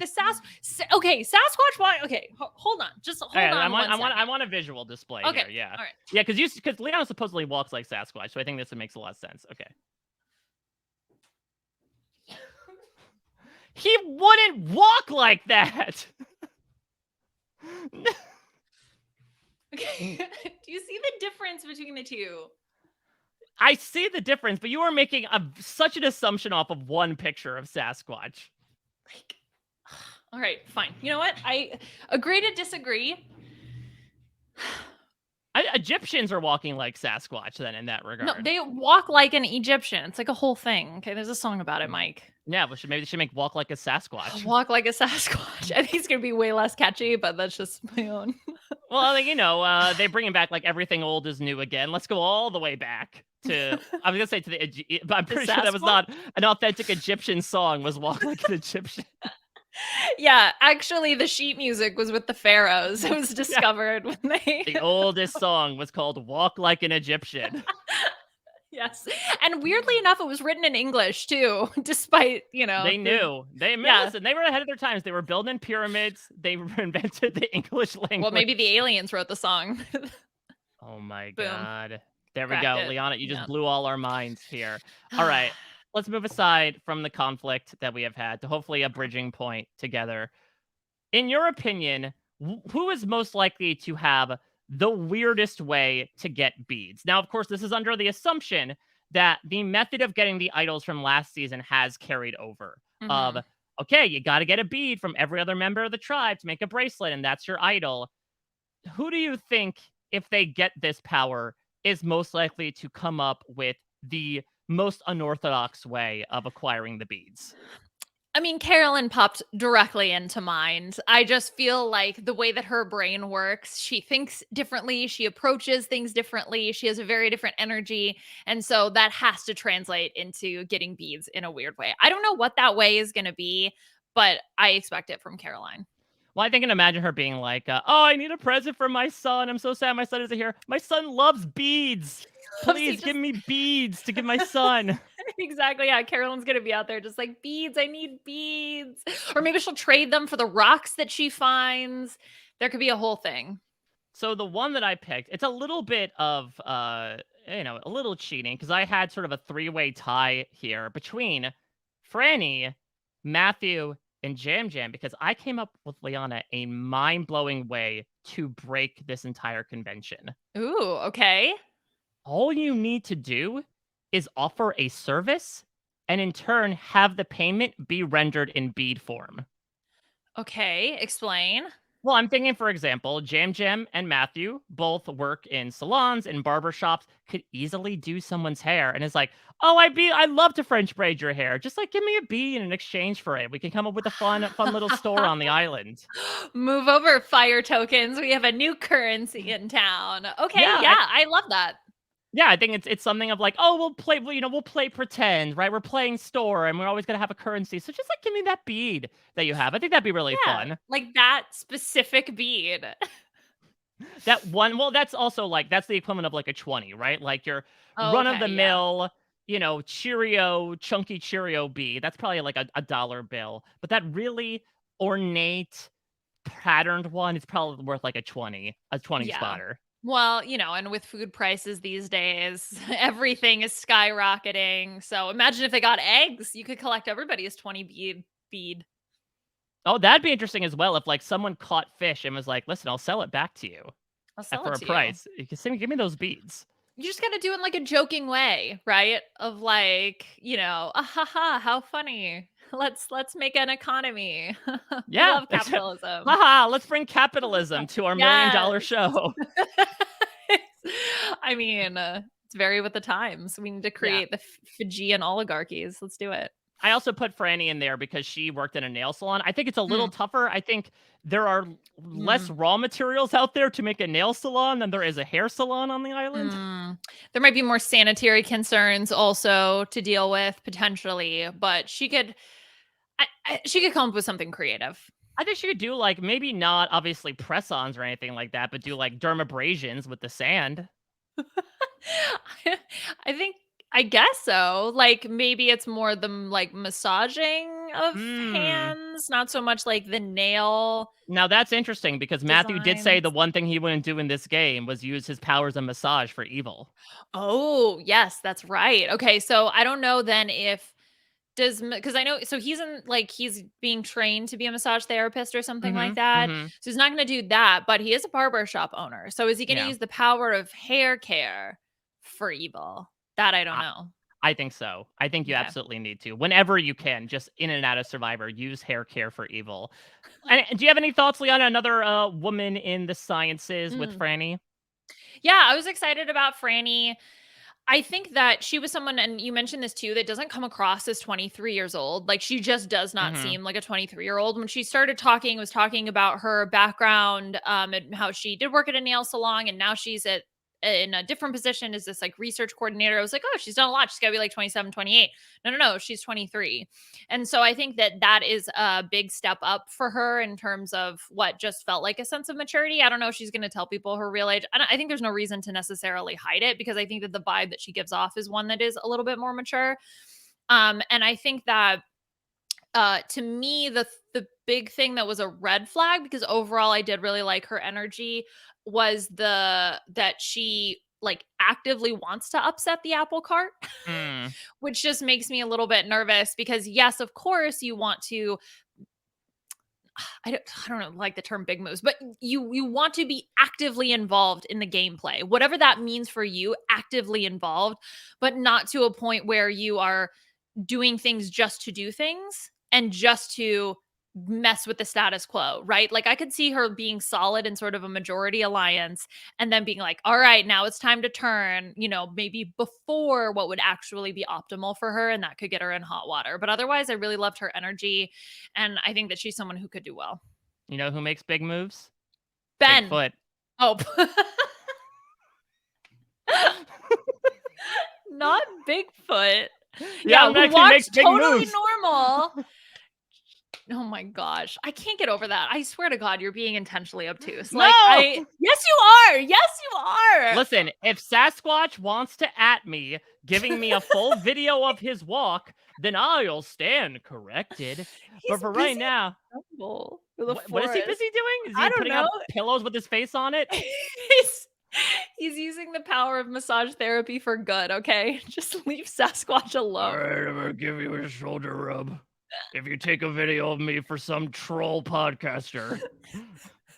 Yeah, I hope Sasquatch comes out of the forest just to make the video just for you. We're gonna catch it on CCTV. Like, listen, that. I'd love to answer a question for humanity at my own detriment. That's my raison d'etre. We all need a reason to live, Mike, right? And that can be yours.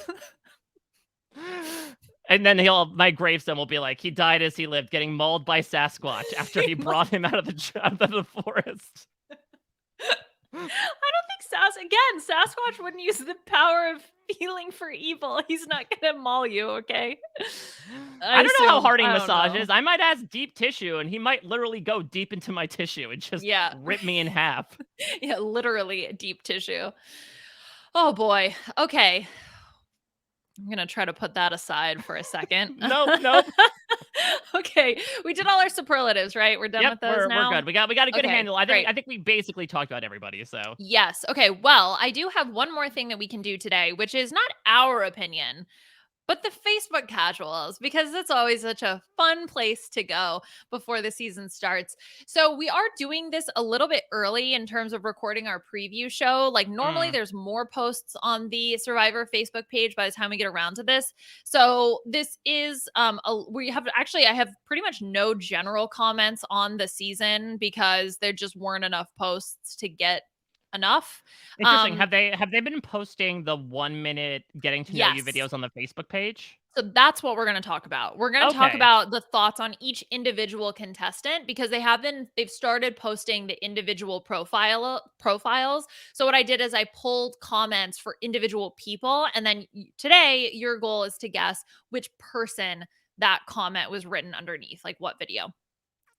So that's what we're going to do today. So I'm going to read you a comment from the Survivor Facebook group. And then, Mike, you have to guess who it is about. I've also changed all of the pronouns to be gender neutral to make it a little Nice. bit more complicated because they also haven't posted everybody. So just in case you knew who they hadn't posted, it makes it a little bit tougher for you, even though I should just give you 0 points, Mr. Non-Sasquatch believer, but that's fine.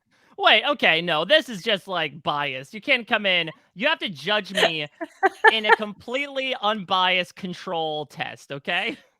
Okay, fine. Let's see how you do. You're competing against yourself.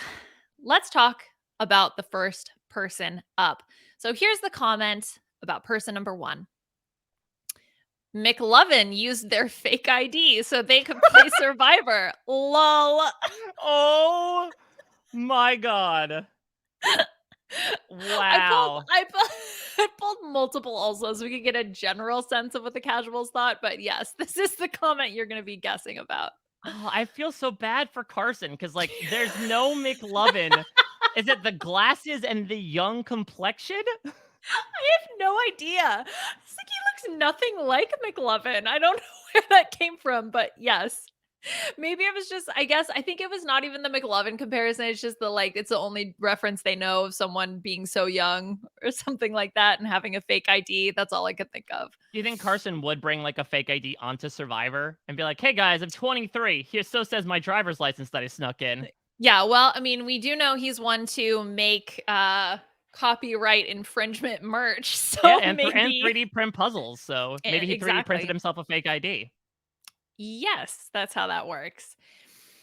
All right, a few other comments about Carson. So yes, you got that correct. A few other comments about Carson. Overall, I would say like middle of the road, but also like a wide varying opinion. So it sort of averages out to middle of the road. So one of the other comments was like, "You're so intelligent. I'm impressed."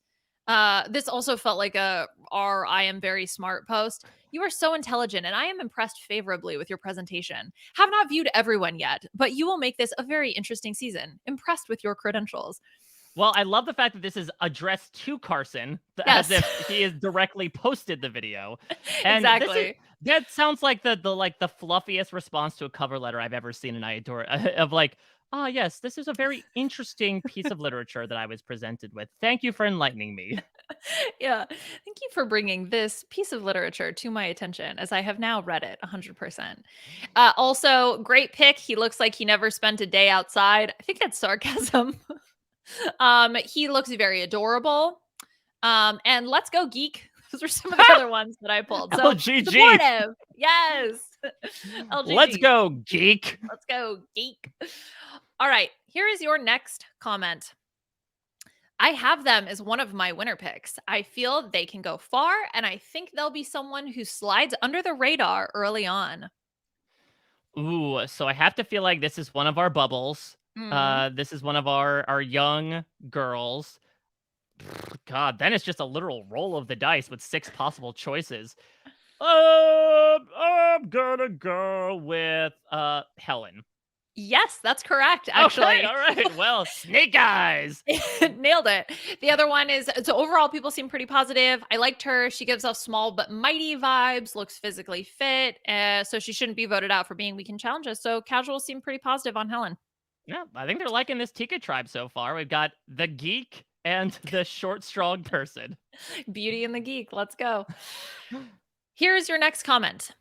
"I think they will be the villain of the season." Oh. Mm. Because I'm trying to think about who in their video outwardly said, like, "Oh, I'm gonna slit throats to do something." Someone like Jam Jam was talking about it in my press, but not in the videos. Who is going to be evil? I'm gonna say, let's go. Not Brandon. I'm gonna say Kane. It was Claire. I was thinking Claire as well. I think that does make a lot of sense. And again, I think the way she presents herself in the video is very like calculated. I've got this game on lock. Reminds me a Mhm. lot of Chanel in that way. And so yeah, I could very much see that being the case. There were also people who were really positive about her. I like her. She's got good energy, seems athletic, very smart. And then also, nope, nope, Very nope. intelligent. Thank you for bringing Thank you this for to my attention. exactly. I am impressed with your credentials. And also, nope, nope, nope won't last a week. So varied all over the place with Claire. The next comment is they're so nervous in front of the camera. Hopefully, their diaries get better and better as the game goes. Wow, I didn't realize that was a new advent that each character got a diary on Their Survivor. diary, right? Aw, I love the diary.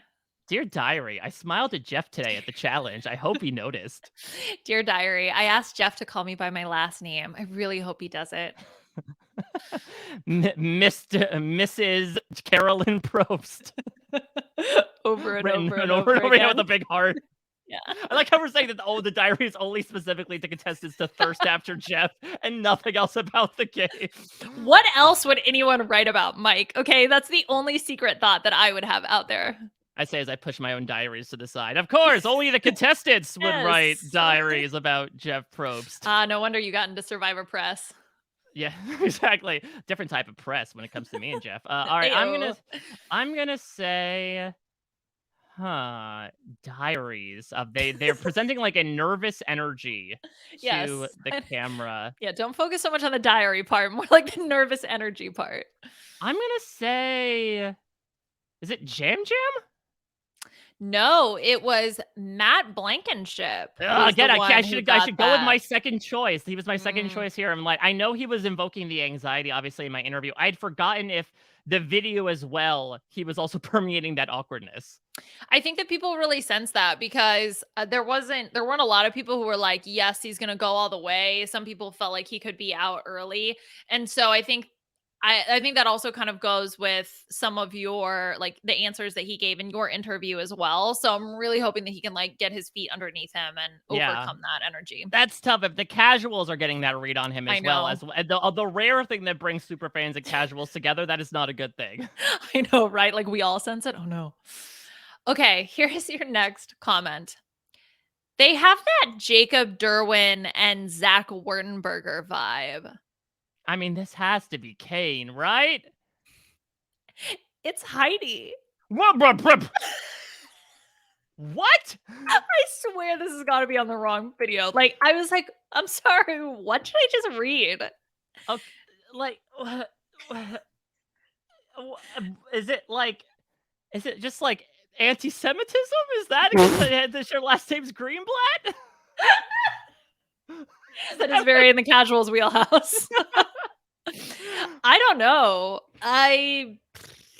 Can you predict it for me? Okay, Like so very intense energy, maybe? I didn't get that from Heidi. Even from her video, it seemed like easy breezy island girl, like go getter, hardworking. I did not get, again. That's why I thought Kane is because Kane has Mhm. that Jacob Derwin energy to me of like the, yeah, I'm a little bit of a big guy, and but I'm gonna try to like use that to my advantage. I know the game. I'm gonna be this big strategist, etc. Yeah. Yeah, look, I don't know.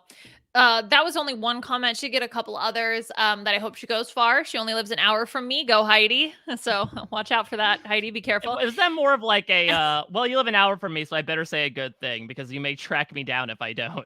Oh, I thought it was the other way that like they're gonna track Heidi down. Like, yes, a survivor near me. Well, especially if there's a survivor Mm. winner, that's more of a chance, right? Of like, can you Yeah, I give me suppose some of that so. money? I only live an hour from you. See Exactly. what I wrote about you on the Facebook page, Heidi? I I wrote something positive. Look Don't at you like me banner, now? Heidi. Yeah. Casual love Heidi. All right, here's your next comment. That strut looks like a lot of work. Oh, Bigfoot. It's obviously Bigfoot. It's It all obviously comes back to that's Sasquatch. that strut. It's a lot of work. That's a lot of work. Okay, so I'm thinking about, well, first off, when I think strut, I think back to the really fun but awkward video that they posted on the 31st, right? Of like the slow down, sped up footage Mm, of all of them walking down the beach, which is just fantastic. Like they had that drone, right, that they got in 43, and they're yeah. really making the most of it. It is so good. So I'm trying to remember who had an awkward walk in their video. I'm gonna say Maddie. Interesting. So this was Danny, apparently. I didn't remember him having a interesting strut, It's because he's used to but wearing such heavy equipment that when yeah, you he's take not it off, used to. it's like too light.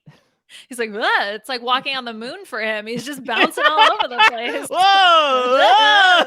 Whoa! Yeah. Don't even know what hit him. Yeah, I mean, overall positive. One other weird comment that he got was, "We all love our firefighters, so be careful, as I think you will be a big fear from the beginning, both for your occupation and your looking fit ability."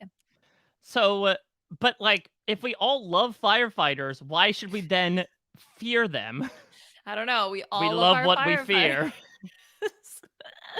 And I also love that it's written as like, you should be careful out there. Like it hasn't already happened. I mean, yeah, So maybe this is one of those rare people that thinks that we are watching a live show play out. sometimes I wish I lived like them. All right, here's your next comment. If Kellen and Ellie had a love child. Oh, this has to be Franny. Yes, this is Franny. Other people, I really And like that would her. just be Kelly, right? If that was the mashup name. Yes, so she should rename herself. Or Okay, sorry, Ellen. Franny. Yeah, let's go with Kelly. All right. I like her, a bit of a nerd, lots of fun. I'd go with quirky. And also, I see a serious sunburn for her. Now, that actually does bode well because I went back and I looked at what I had pulled from previous seasons of Casuals Corner in terms of these predictions. And I will say that Tommy Sheehan he's getting burnt AF. Hope Production is going to provide him with a 5-gallon drum of sunscreen, or that ginger boy is going to burst into flames. So, if they're commenting on your ability to get a sunburn, that does bode well statistically. If you get burned, it allows you to blend in with the background so nobody sees you coming. You get burned by the elements more than your fellow players. I also just have this Mm. image now of Jeff bringing in like a gallon paint bucket of sunscreen. It's like, all right, Tommy, dip in, get started. They're gonna put him in one of those dunk tank things where their fellow contestants get to No, throw. Carolyn gets to throw rocks, and he just right into the or sunscreen. just I don't know. Is sunscreen a non-Newtonian fluid? Is it like sheer thickening? He's yeah. gonna just hit it and just like Is it smack right on top. Ooblekian? Yeah, exactly. Where you hit it at a certain force, it becomes a solid instead of a liquid. If he falls too fast in it, then he's just gonna stick on top. Anyway, okay, that's a weird image that I have in my head now. Anyway, good for Franny. Hope she doesn't get sunburnt or did get sunburnt. All right, here is your next comment. I like them. They would have tough mental competence and not sit around crying in the rain. Okay, so I initially thought tough mental competence is like it would be tough for them to be mentally competent, Mm, or they're just be tough. Clearly, it mm. was the former, as I then said, like they won't be crying in the rain. Yes. I would imagine this is Brandon, given his NFL background. Yeah, this is Carolyn. That's what I said.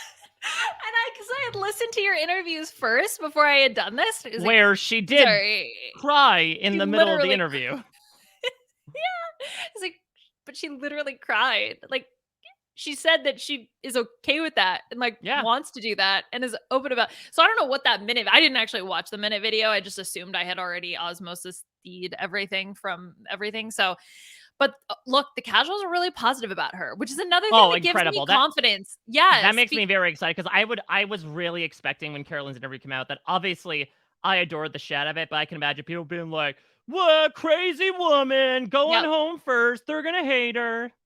Yeah, exactly. So that was what I was nervous about too. And that is again what gives me confidence. If like so many people are responding positively to her, then okay, that makes me feel like she's on more solid ground than she could have been perceived as. So yes. Yeah, it's not sunscreen. It's not sunscreen. It's not cornstarch and water and sunscreen. Next comment. Oh, they sound like a winner in all caps. Can't wait. I love a person that wears pink. I'm going Okay. to win too when it's my turn. Okay. Yeah, I don't know what Wow. that has to do with anything, but That's a it's lot of manifestation. I enjoy that. So I'm trying to yeah. think of somebody who was wearing pink in their preseason. Was it Bruce? Yes. Okay. It was Yeah, because Bruce. he had the button down, right? Yes. Yep. So Bruce was the one wearing pink, and Bruce is the one that the casuals were all very excited about. Finally showing someone who could win. I just Well, like this guy's video, not cocky, and I think we will get the real him in this game. I guess that's a compliment. as opposed to in his real life? I don't, or like the video, he doesn't feel like, but then he said he's not cocky. I don't know. I don't know. But Yeah. positive No, I numbers. do think it has been said that I think Bruce does come across a little, I think, dry just through the bios, but I think the Mhm. interview did open up a bit, from me, certainly, as like, okay, I'm understanding a bit more as to how he'll approach the game at least. Yeah, definitely. We have one more comment. Without coffee, they would have to go. Dot dot dot. Lol. Without coffee, from who? Who's drinking the coffee? I'm just here to read the comments. So I'm trying to think, like, is this from the perspective of like, don't talk to me till I've had my coffee. Like, I can't deal with you. Or is it Mhm. more so they're so grouchy that they need coffee or else they're gonna go? You know? I don't know. What do you think? Without coffee, they got to go. G to G. I'm gonna say maybe it's Jam Jam that like his personality is so ebullient that they think it is manufactured by caffeine. So, yes. I don't believe I believe the interpretation is the latter of what you said is that or the former, I don't know, whichever one that was like, "Oh, I need my coffee before I can deal with you." Oh, gotcha. I Okay. think So it's that's that one, that it's like, "You are too much energy for me right now, like, don't talk to me till I've had my coffee," kind of vibes. Like, yeah, like, "Jam Jam, don't talk to me until I've had my coffee." Yeah, so I believe he was the first one who was posted on the Facebook mm, page, so there were a lot of comments for him, and some people were like, I like this guy's energy, I feel like a jury would like this guy. Also people who are like, you talk too much, essentially, like, IDK, people don't like it when others talk, that's stuff like interesting that. considering that, again, like they heap praise onto Carolyn and then they have Jam Jam and it's like, oh, no, no, no. STU. I don't I don't know. And again, mixed bag. Definitely people who are like very positive, and then some people who just felt like maybe too much energy.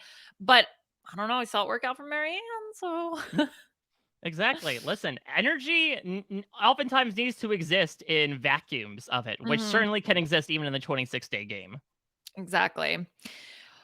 Well, congratulations, Mike. I'm gonna give you the win, I guess, just to show I'm not biased. But then I will proceed to be biased through the rest of the season. So for There we now, I'll go. give you the win to make it feel like I'm being fair. Well, Congratulations. happy to cover myself in this game-based sunscreen before I get burned for the rest of the Oof, season. just lather it on. I mean, listen, we're nearing the spring. That's going to be my MO anyway. Same. It already is. I have like hand cream as sunscreen. I cover myself in sunscreen. My foundation as sunscreen. I am very pale. Well, to finish things off, let's talk about something, a way to salve the world, perhaps, like a sunscreen. Of course, this is something you and I do every week on the B&B, as we like to draw attention to a cause or a charity that exists outside of the stupid ass stuff that we're talking about every week. Some place where people can put their money, put their attention. Fortunately and unfortunately, there are a lot of options out there in the world today. But something that Liana and I decided to highlight this particular week is Doctors Without Borders, who obviously do a lot of good work right now, are supporting a lot of the efforts in the wake of these tragic earthquakes in Turkey and in Syria. Obviously, they are burning the torch at many, many, many ends to make sure that those that stay alive do, and to make sure any rescue efforts are put into place. So if you have the ways and means to do so, doctorswithoutborders.org, there's a big old red donate button you can put out there just to help people who are truly being heroes out there and helping save the lives of people that have been, unfortunately undergoing not only the tragic events that occurred, but a lot of the literal aftershocks thereafter. So, Doctors Without Borders, if you could lend them any support, that'd be fantastic. Yes, definitely. I know there's a lot of other charities too if you want to give to others. I know the Twitch streamer Hassan Piker has done a lot of Mm. fundraising, and he's got a few charities that he's pointed out as well that are local. He is Turkish, and so those also could be potential options. But yeah, I mean, it's devastating what happened, and so any support that we can give, I think, is definitely something we should do. Well, Liana, this was just like riding the weirdest bike you ever built. Again, here we go. Not a step out. Walking wide, swinging your arms, footloose and fancy free. 2 months later, we're back covering another season of Survivor. I'm really excited. I think, what I'm very grateful for with this podcast is like, even when the seasons are not so good or maybe covering unsavory material, we still find an opportunity to like, wax profound and talk about stupid stuff with the show that we love so much in Survivor. And then when it's a really good season, and in particular when like there are wacky and weird personalities bouncing off the screen, that only pushes us further into that territory. And so I'm assuming the latter is going to be happening in a couple weeks with Survivor 44. And if that's the case, we're going to have a lot of fun this spring.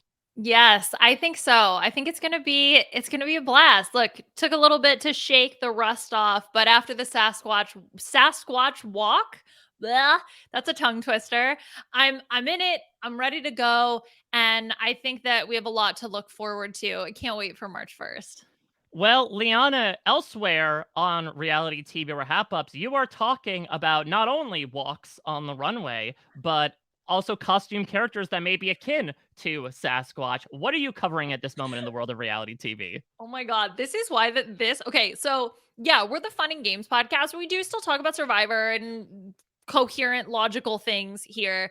I don't do that on my other two podcasts. So this was tough for me. The first 10 minutes of this podcast, I was like, what words am I saying? I'm used to just talking about adult humans like Dick Van Dyke dressed up as gnomes, okay? I'm not used to normal things like Survivor because I am covering The Masked Singer. Puya and I are doing that. We kicked off the season number 9. Oh my gosh, which is wild to think the show is at 9 seasons. So we just kicked that off. We're going to be going strong throughout the months of February, March, and April. I don't know when it's going to end. It's been a mess, but it's really fun. And then, of course, Drag Race is also going strong. We just hit the mid-season-ish point with the lip sync Lollapalooza. So Beth, Amon, and I are also, of course, talking everything Drag Race as well. Yeah, and I should also bring up this most recent episode of Drag Race did sort of like a fire-making-esque twist on it in the end. Yeah, it really was. It was, being dragged to the final 3 energy. It was Chris Underwood energy very much. So if you like that for some reason, then you should watch Drag Race. No, the Underwood is usually tucked on Drag Race, but yeah, very fun to hear you and Amon and Beth always talk about Drag Race. Of course, you can follow me at a Mike Bloom type, follow Liana at Liana RHAP. I mentioned it before. I have literally everything you need to know about these contestants up in article form at parade.com, in video form as well, videos of those interviews up at the Rob Has a Podcast, a YouTube channel, as well as my podcast with Rob, where we would stop down at points and try to sort of talk through stuff. We also brought in things from the bios, other extracurricular stuff that we knew about them. So really, yet another way to break down this cast before you get to hear Liana and company get to do it again in just a little portion of time. And before we know it, March 1st will be upon us. A new Survivor season will be in our eyes, in our ears, and we will be in your ears that weekend. Very fun guest covering the 2-hour premiere of Survivor 44.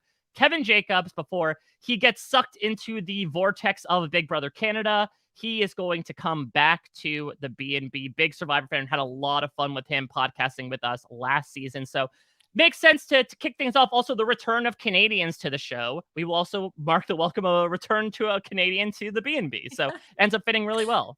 Yes, exactly. Kane, Kevin Jacobs, both K names, essentially the same person. So I'm sure he can weigh in on all of that. Well, we'll certainly have to see how he walks in and then judge it based on that. Oh my God. But actually though, how Sasquatchian will his walk be? I don't remember it from BB King. Yeah, I have to watch Sasquatchian, clips. But we'll go back and review the tapes. Well, no matter what, I'm really pumped to have Kevin on and see the walk and sprint that I would say this season is certainly going to start off on with this 2-hour premiere. I'll also have Exit Press, of course, going on that Thursday. I think I'm going to have an interview with Jeff Probst, should be before the premiere as well, where he's going to preview, I think, some of the stuff coming for season 44, since there are still some question marks as to what's going to be new versus what's going to be old. But really excited to do this all again with you, Liana. We are going to have a very, very stupidly fun time this spring. I can't wait. And of course, we're going to have fun with you all out there as well. We're going to be doing games every week. And if you have ideas, our arms are open. We are ready to envelop it all and collect them like Carolyn's rocks. You can always email them to us, rhapbnb@gmail.com, the letter B, the letter N, the letter B. You could also tweet them to us using the hashtag RHAPBNB. No matter how small the idea, and especially no matter how stupid the idea, we are always going to consider it. We're always going to give it legs and see if it can run at all. We'll see how far it gets. But send us any ideas you may have for games to play during the season, because it will be a long season, but I'm very excited to see what Survivor 44 and the B&B proper have in store. That's going to do it for this week's podcast of the B&B. We'll be back in a week and change to talk about the premiere with Kevin Jacobs. Special thanks to Scott St. Pierre for editing everything behind the scenes, and Will from America for that fantastic theme song that I have missed oh so much these past couple months. Liana, thank you as always, and thank you all for listening. Until next time, we'll check you out at your next stay.